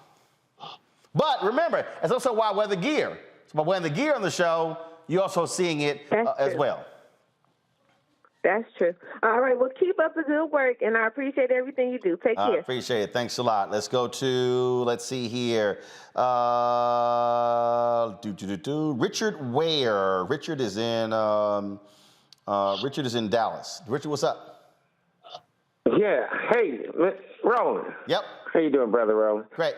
How are you? Yeah, I'm in Dallas, Texas, but I'm from Detroit, Michigan, and I'm also a good friend of Wayne Walker. Oh. And I just got to come in and represent.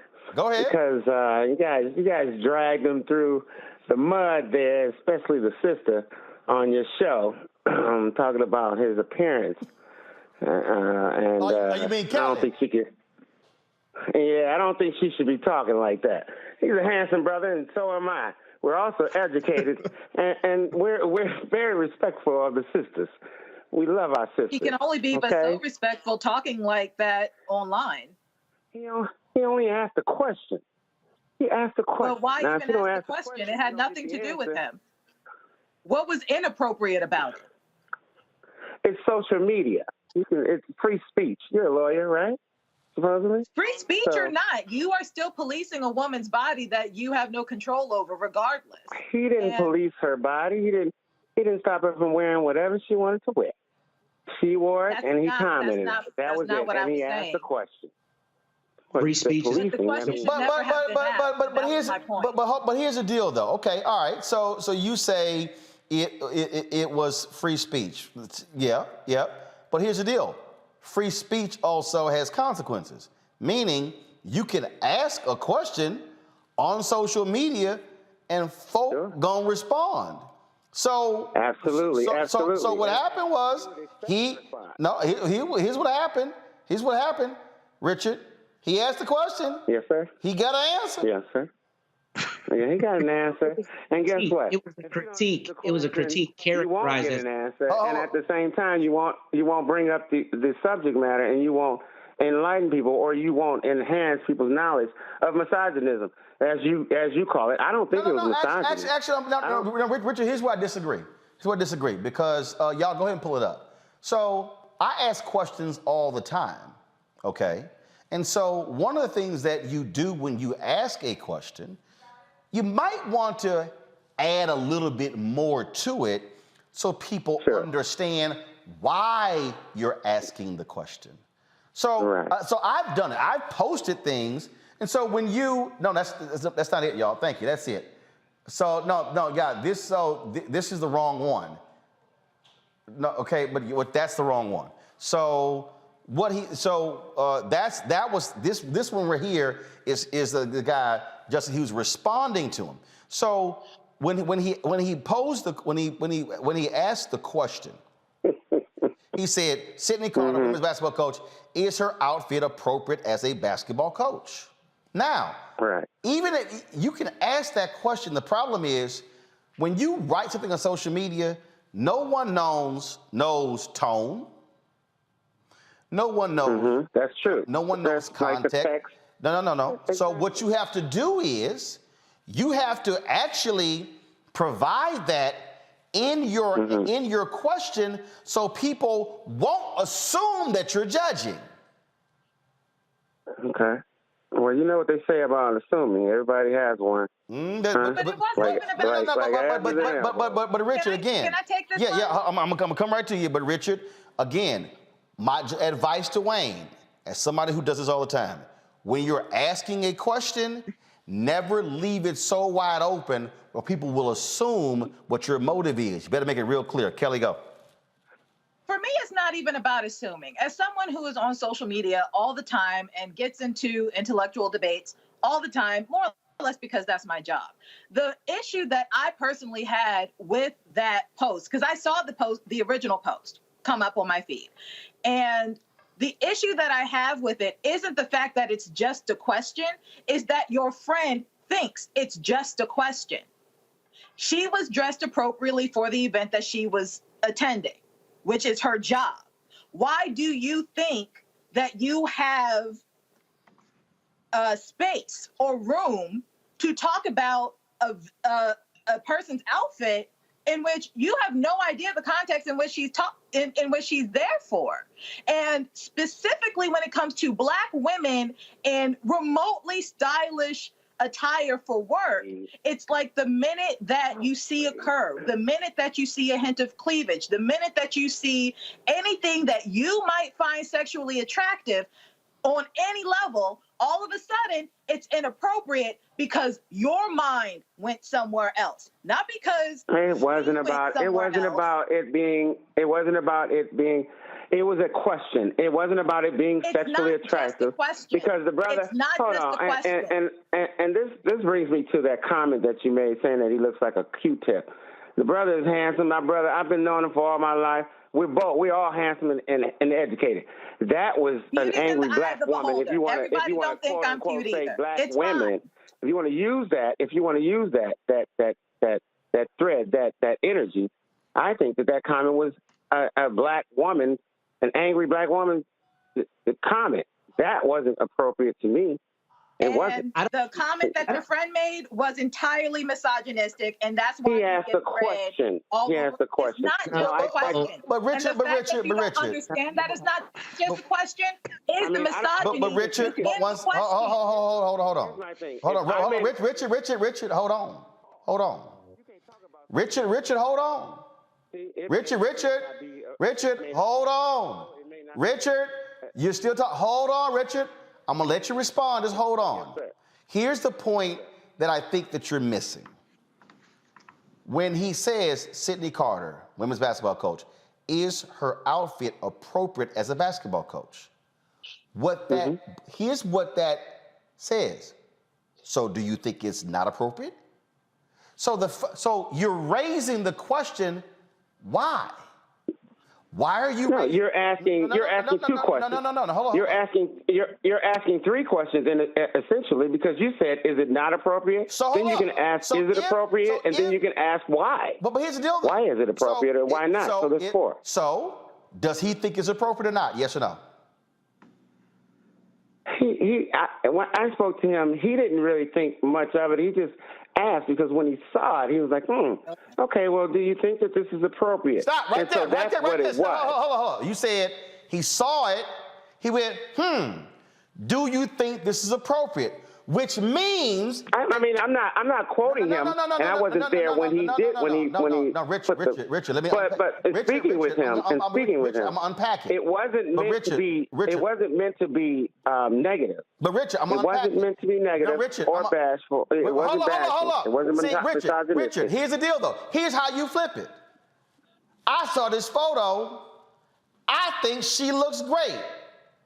But do you think it's appropriate? I think she looks great. No. I think she looks great. You didn't listen. He does too. Richard, you didn't listen to what I just said. No, hold up. Listen, this is what he didn't do. If he saw the photo and said, wow, look at this coach. I think she looks great.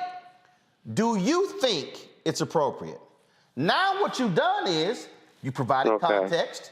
Now what you're doing is you might be purposely asking the question to elicit a response. I have this thing called random question of the day where I'll do that. And so people respond, it's just a random question of the day, but it's how you ask. The point I'm stating, again, when people don't know your intent, social media will see it and then will assume, look, I know what that's like when I cracked on a Super Bowl commercial in 2012 and I was cracking on it because it was a soccer player and it was taken as I was attacking gay people.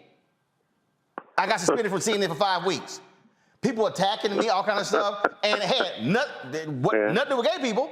But again, with the difference with social media, you can ask something, but what you don't control is how a person infers what you mean. They can say you're implying this, and so that's what happened with Wayne. So I think he learned a big lesson. Yeah, well, I hope you give him the same platform at least at some point. Look, I sent him a tweet and said, to defend himself. Richard, I responded to him on Twitter. I said, "Do you want to come on and have a conversation about it?" He didn't respond. I know. He told me. No, but you he told me. He's pontificating that.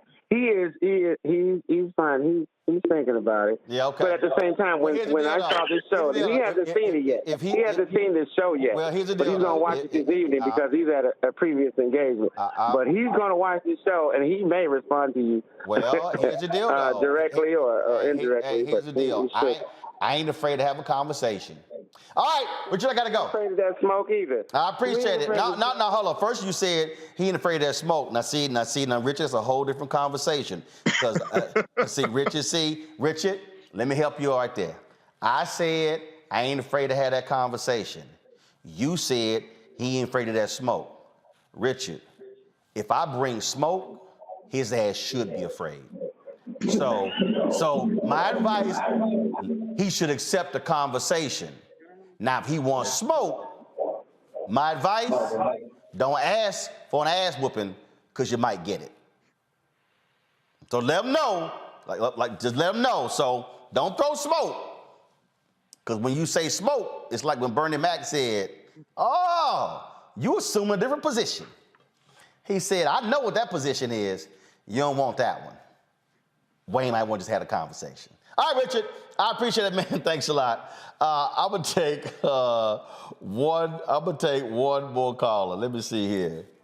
That was great. All right, you know what? Okay, I'm gonna hold the callers. I'm gonna go to a break. I got one more break. Let me knock the break out, then I'll be back right here on Roland Martin Unfiltered on the Black Star Network.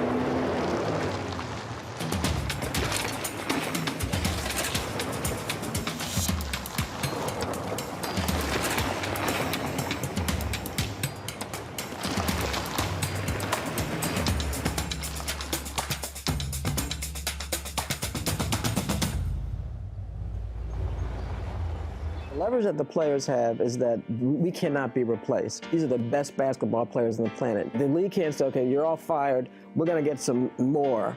And who's watching that, right? The dance is to make it not worth their while to lock us out. No one's making any money if you try locking these men out. And I said to Adam, I don't mind a fight. That's what I do. Y'all want to lose all this money. Y'all want to swing? Right, let's do that. And, there's some things you can say are unacceptable, and I think I can probably believe it. But when I say that there's something unacceptable, you should also believe it. At the end of the day, I know my guys aren't going to make any money if you lock us out, but you know what else? You're not either.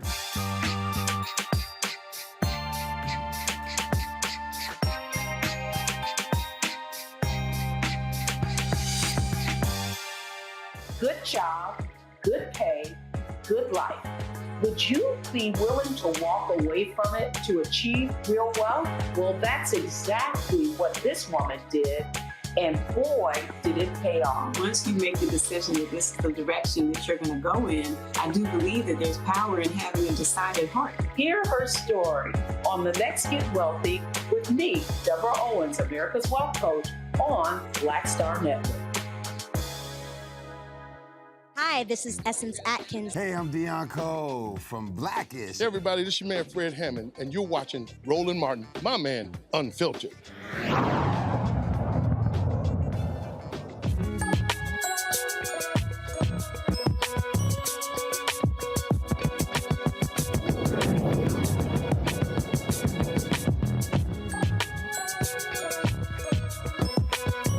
All right, y'all.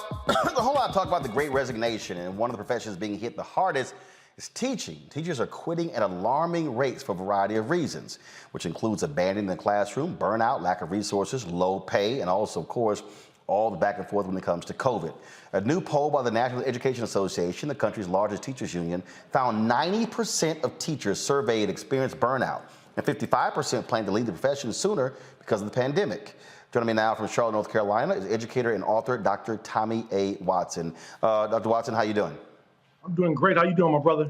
Doing great. So, all right. So, how do we slow this down, stop it, reverse it? Because one of the things that I've heard perfect example. My brother taught, an executive chef, working in the school, decided to teach, and frankly was frustrated because he wanted to get paid based upon his worth.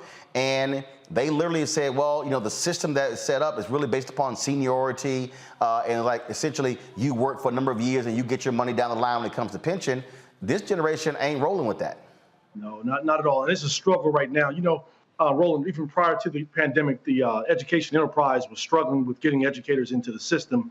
And now as we look and go out and look at the education enterprise, we're seeing that more and more of our Black teachers in particular are leaving the enterprise.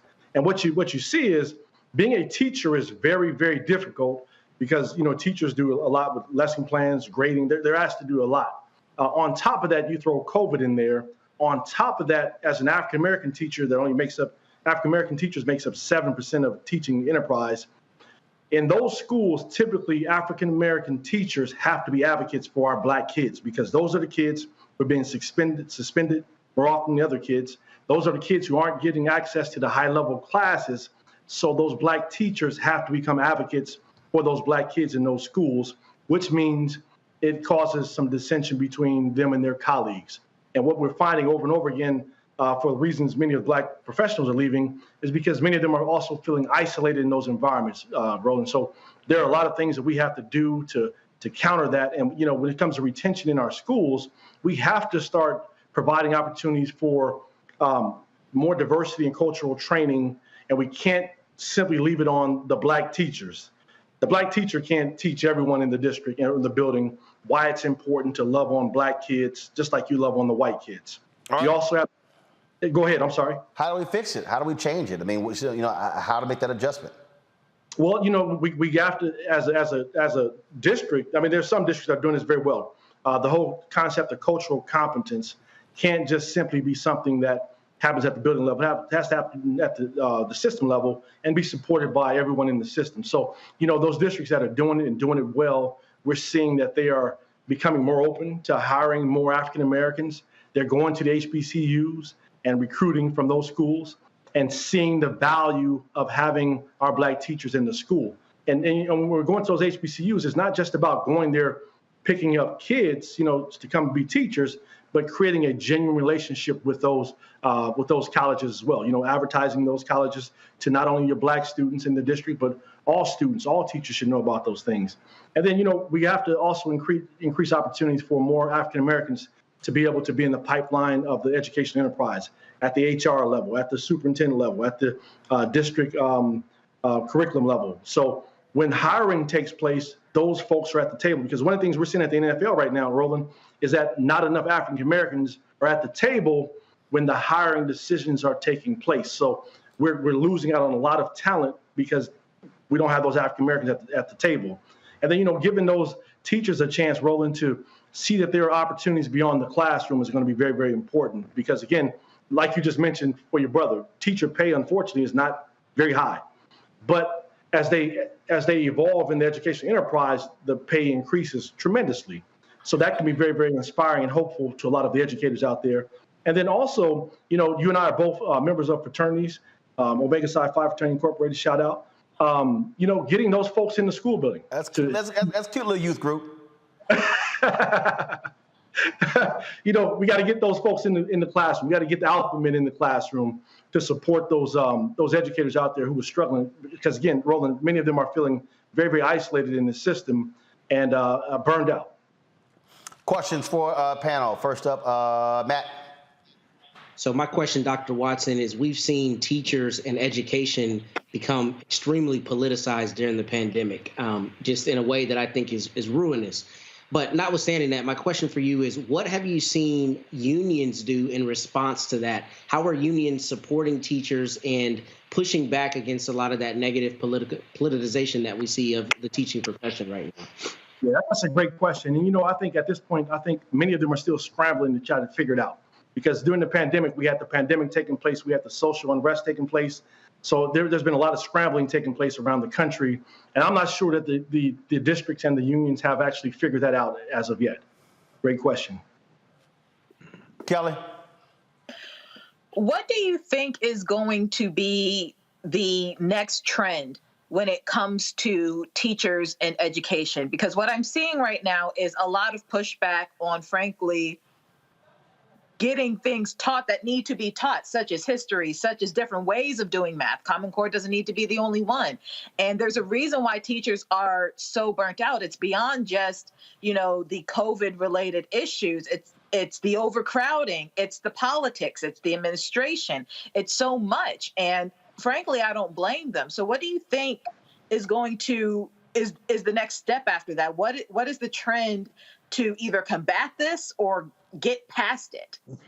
Yeah, and that's a great question as well. I think right now we have really pushed teachers in the midst of No Child Left Behind to focus so much on testing and the end result that there's been a strain in the relationships. So what I would like to see the next trend to take place, Kelly, would to be more focused on relationships, because we know that when those students have access to great teachers who actually care about them, our students do well. Yes, testing is important. Yes, knowing math and reading is important. However, those relationships are just as important. So we're hearing a lot of talk about the social and emotional needs of the students being addressed. And I think that's very, very important, because not only are those needs needing to be met for the students, they also need to be met for the educators who are serving the students as well. Because when those kids come in the building with issues, those issues become the issues of the teachers and support staff as well. So I think that's going to be one of the trends that we have to move to a place where we're taking care of the mental health and social needs of both the students and the teachers, if that makes sense. All right, let's go to Michael. Michael, your question. Hey, thanks, Dr. Watson. My question, and Kelly and Matt hit on a little bit, my question is dealing with critical race theory and this false attack on critical race theory, but especially during the month of February, which is African American History Month, Black History Month, because I'm seeing stories like out of Alabama and other places where Black History Month lessons are being attacked and saying, oh, they're teaching critical race theory. How do we move forward with this? Because this can become very discouraging to people who may want to take up the teaching profession. How do we move forward with this? Absolutely. I think we cannot let our foot up off the gas. I think we have to continue to teach it. We have to be willing to stand up and address those individuals who have an issue with it, because there are a lot of things that are taught in school that have been controversial, and this shouldn't even be controversial.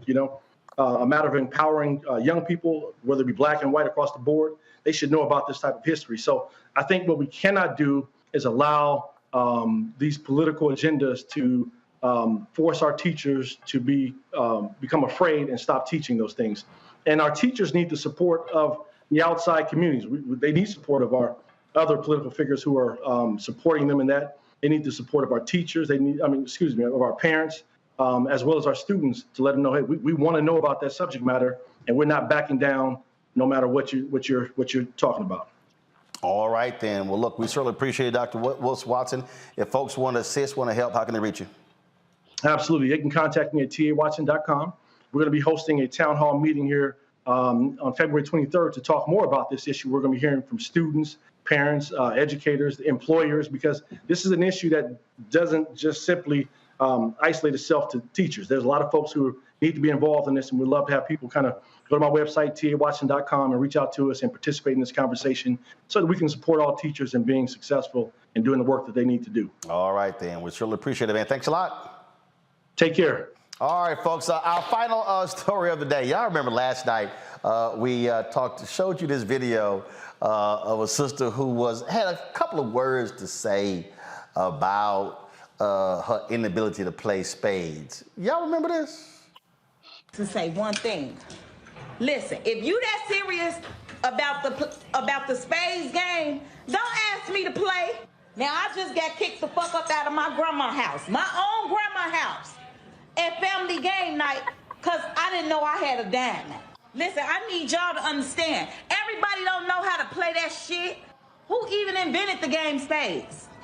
They don't even play that at the casino. That's not even a real game. Motherfucker want to uncousin me now. Because first of all, what is even the word renege? Like, where did that even come from? That sounds racist as fuck to me. And the crazy part is, we ain't even playing for no money. We is playing for bragging rights. I said I wasn't never doing that shit again last year when my strong-ass cousin broke my grandma's table, slamming the card down on the table. Because what you got to be so aggressive for? Just ruined my goddamn night. Just made me so mad for real. Because how you that mad about a spades game? Everybody don't know how to play spades. I'm one of them people. And don't ask me to play again because I ain't playing. Oh, man, that shit is, that's an abomination under God for y'all blood pressure to get that fucking high over a card game. Y'all don't even go that hard on Uno. Fuck they mean, get out, get out. This my grandma's house. I left though, but still, that's my grandma's house. And she ain't say nothing. Straight up, for real. If it ain't deuces, don't ask me to play. I ain't playing spades, I ain't playing catfish, goldfish, whatever the fuck it's called. I ain't playing nothing but deuces. That's it. Or Uno. Like, I'm really trying to figure out what possessed my cousin to punch the wall. Why would you punch the wall? Somehow, you ain't see the what leg. What does that even mean? Cuz threw out the king of diamond. My other cuz threw out the two of diamond. My other cuz threw out the eight of diamond. I ain't had no diamond, I didn't think. So I threw out the three of spades. You snapped because I threw out the three of spades. Cuz come right back, play another diamond. I see, oh shit, damn, I did have a diamond. Boom. I put my diamond on the table. You know what I'm saying? This motherfucker flipped the whole table over. I don't even understand what we went wrong. Fuck. I mean that shit from the bottom of my empty heart. If y'all finna get real emotional about playing a game of spades, don't ask me to play. I ain't playing. The fuck? Shit. Now I'm hungry. All the nachos over there, chicken, Italian beefs. Ain't shit here for me to eat. Y'all done kicked me out of my grandma's house. I couldn't even get a fucking plate. All right, joining us now, she goes by the name Funny As Tiara from Chicago. Hey. How you doing? I'm okay. All right, then. So let everybody know, okay, was that for real, or was that one of your funny videos? So it's somewhat for real. What does that mean? It was family game night. I did mess up playing spades, but they didn't kick me out. They everybody snapped, but they didn't kick me out, and I was able to get us to go play. So you were doing your funny, you were doing your thing. Kelly can't control herself because she can't control herself at all. When I saw the video, Earthquake posted on his page.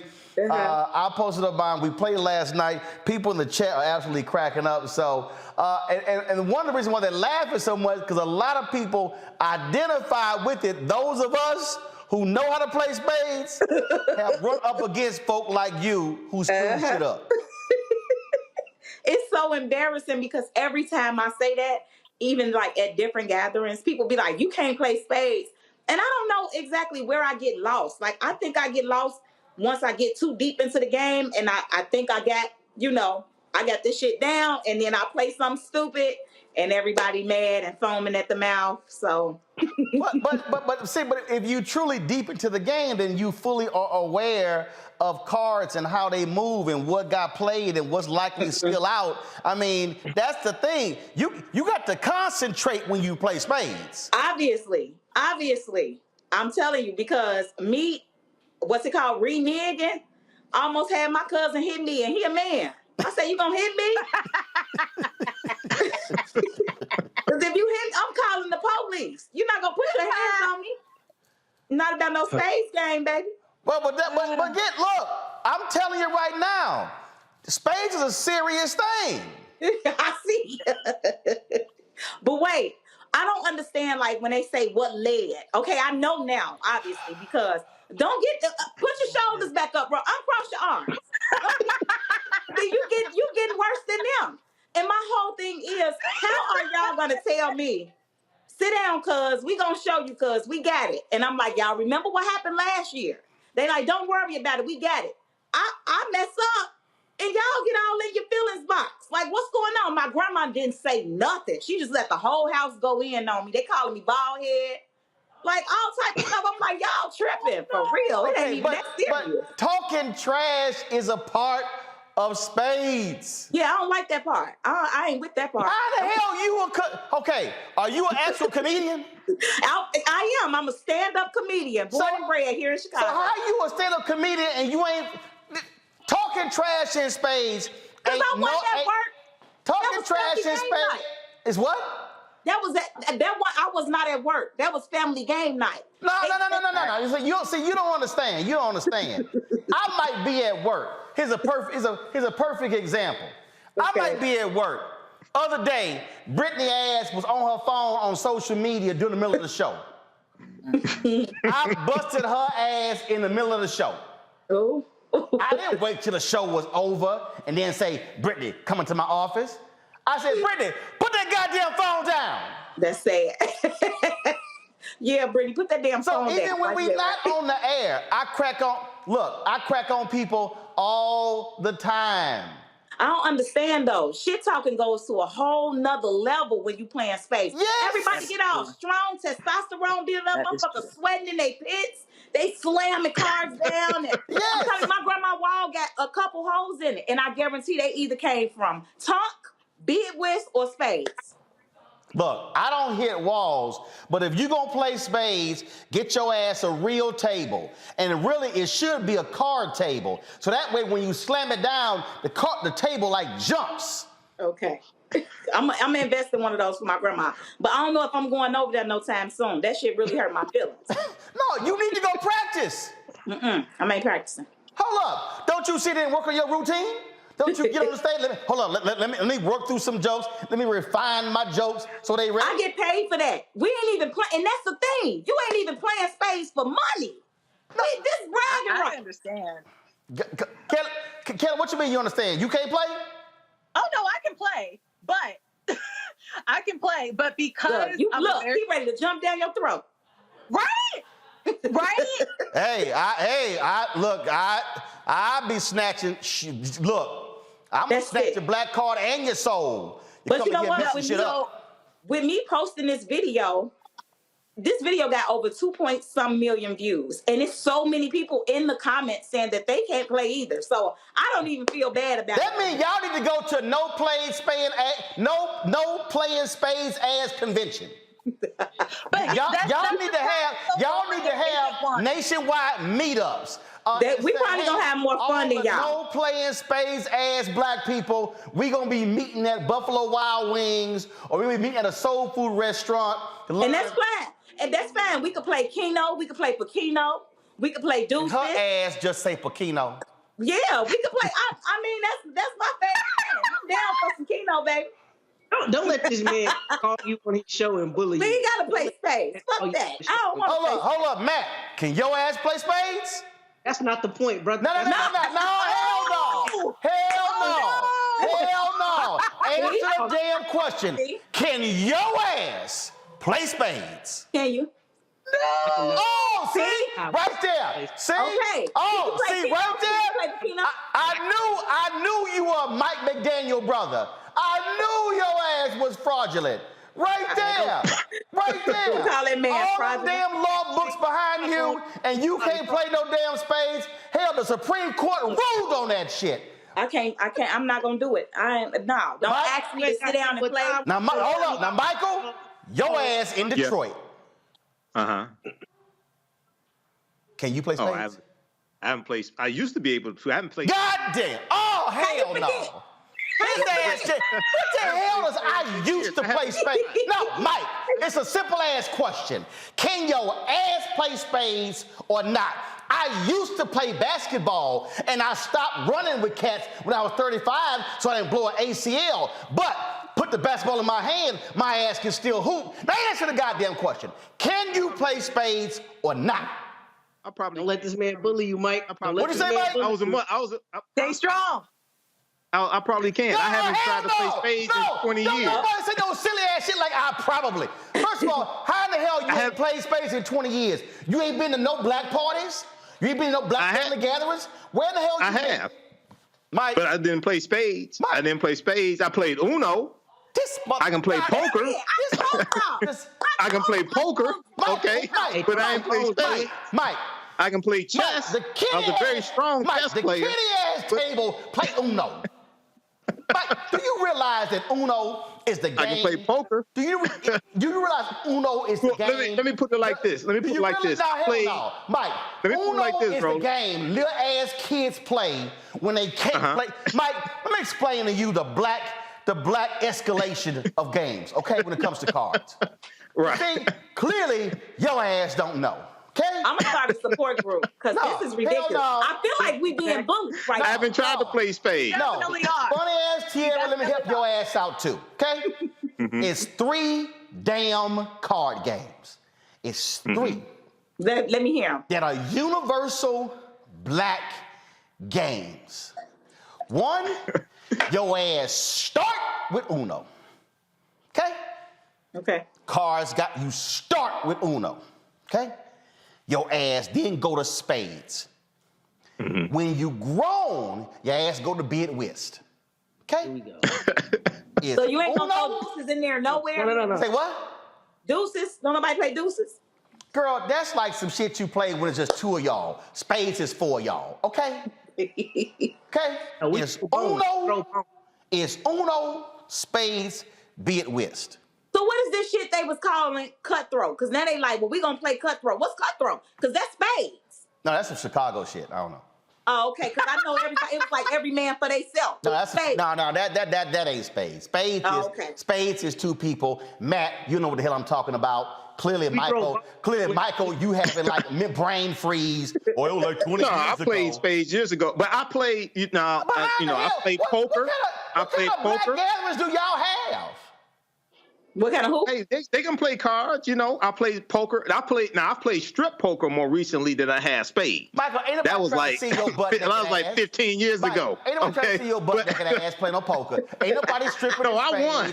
Ain't nobody stripping in bid whist. Okay, if you playing strip Uno, that's on y'all. That's y'all weird ass family. All I'm saying. That was a lot of information. Hey, that wasn't a family event. Hey, that wasn't a family event. All I'm saying here is this. Tia, I'm telling you right now, when we come back to Chicago, you know what? I'm gonna go ahead. We are gonna do a spades tournament. I ain't coming to that shit. Yo, no, you need to go sit your ass on Black YouTube and just for the whole weekend, just watch some damn videos to learn how to play damn spades. I thought I was doing well. I didn't see the damn diamond. Hold up, how you not see the diamond? Because it's the way my hand was set. Hold on, let me get my damn deck of cards. I'll be right. I had all my reds right here, and I had all my blacks. So I thought that's not how you organize right there. cards. First of all, your ass just broke the damn rules right there. That's not how you organize your cards. Kelly, tell her ass again. You supposed to separate. Kelly, tell her ass again. Tell her again. You don't organize it by color. You organize it by the symbol. Club, spade, diamond. Kelly, what the hell are you talking about? No, you don't. That's how I do it. No, Kelly, you do. Oh, by books. Or you can do it by books. Kelly. Or you can do it by books. But Kelly. This is why I be confused. No, Kelly. You're organized by symbol and color. Matt, you don't know what the hell we talking about. Matt, stop talking. Stop talking. So, you know what? Let me go and help you out. See, first of all, Tierra, you see, I got some damn cards with me, okay? Okay. So let me help you out, Tierra. You see this right here? Pretend we playing spades. Let me come close to the camera. Come on. You see this right here? Mm-hmm. Okay. These right here are spades.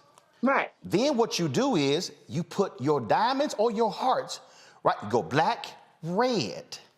Then you go your clubs. You got clubs. Black, then you go hearts, red. See? Red, black, red, black. You break that shit up. You don't put the hearts and the diamonds next to each other because your ass get them confused. You don't put the you don't put the spades and the clubs next to each other because your ass gonna get them confused. You go black, red, black, red. That's how your ass put the damn cards together. That's why you didn't see that damn diamond. Look how aggressive he is. See what Spades do to black people?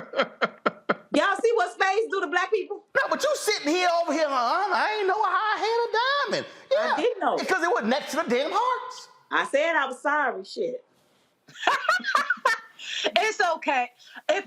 So here's my thing. Shout out to Bowie State University and HBCUs across the board, because if it was not for them, I would not know how to play spades. Why? Your black family didn't play? I'm sorry? Hold up. Where you from? I didn't grow up with spades. What? Where you from? I didn't. I'm from D.C. I'm telling you, it's obviously a rites of passage. I'm from D.C. I did not play spades. My parents didn't play spades around me. My grandparents didn't play cards around me. Like, excuse us. Hold up. What y'all play? Pacino? No, we didn't play games like that. We honestly didn't play games like that. What was y'all doing? Playing life? No. Like, we would play Monopoly from time to time. I bet y'all had the Sorry board game, right? No. What y'all do? I mean, we did everything except, like, Die Hard. What y'all do? Like, y'all play games? Not from what I recall, not really. Not like during cookouts and stuff. We would watch, like, we were a football family. So, like, we watched a lot of football, a lot of sports, did a lot of cookouts, a lot of crab boils. Hold up. You can stop right there. Because y'all bougie. That's what it is. We were. You came from, see, right there. See, I knew I was going to get to it. See, Matt, your ass probably bougie too. Y'all probably we did pinochle. I remember we did double deck pinochle, but I don't know how to play that. Did her ass just say pinochle? That's crazy. Matt, go on with your bougie comment, Matt. 10 times on the air. I'm glad to throw bones with you anytime. You ain't mentioned nothing about no bones, Roland. That's what we play. Could we discuss the spades? That's why. Well, you want to know what we play. It's not about being bougie. It's about throwing bones. We discussing spades, Matt. Matt, can you play spades? Yes, but I'm not good. But that's not the point. Right there. You ain't good. See, that's your damn problem. I'm so happy it's that's not your damn problem for going to the University of Texas. See, right there. I didn't go to Texas. Where you go? I went to Howard. Yeah. I went to Howard, where I learned how to play. How your ass went to Howard and you don't know how to play spades?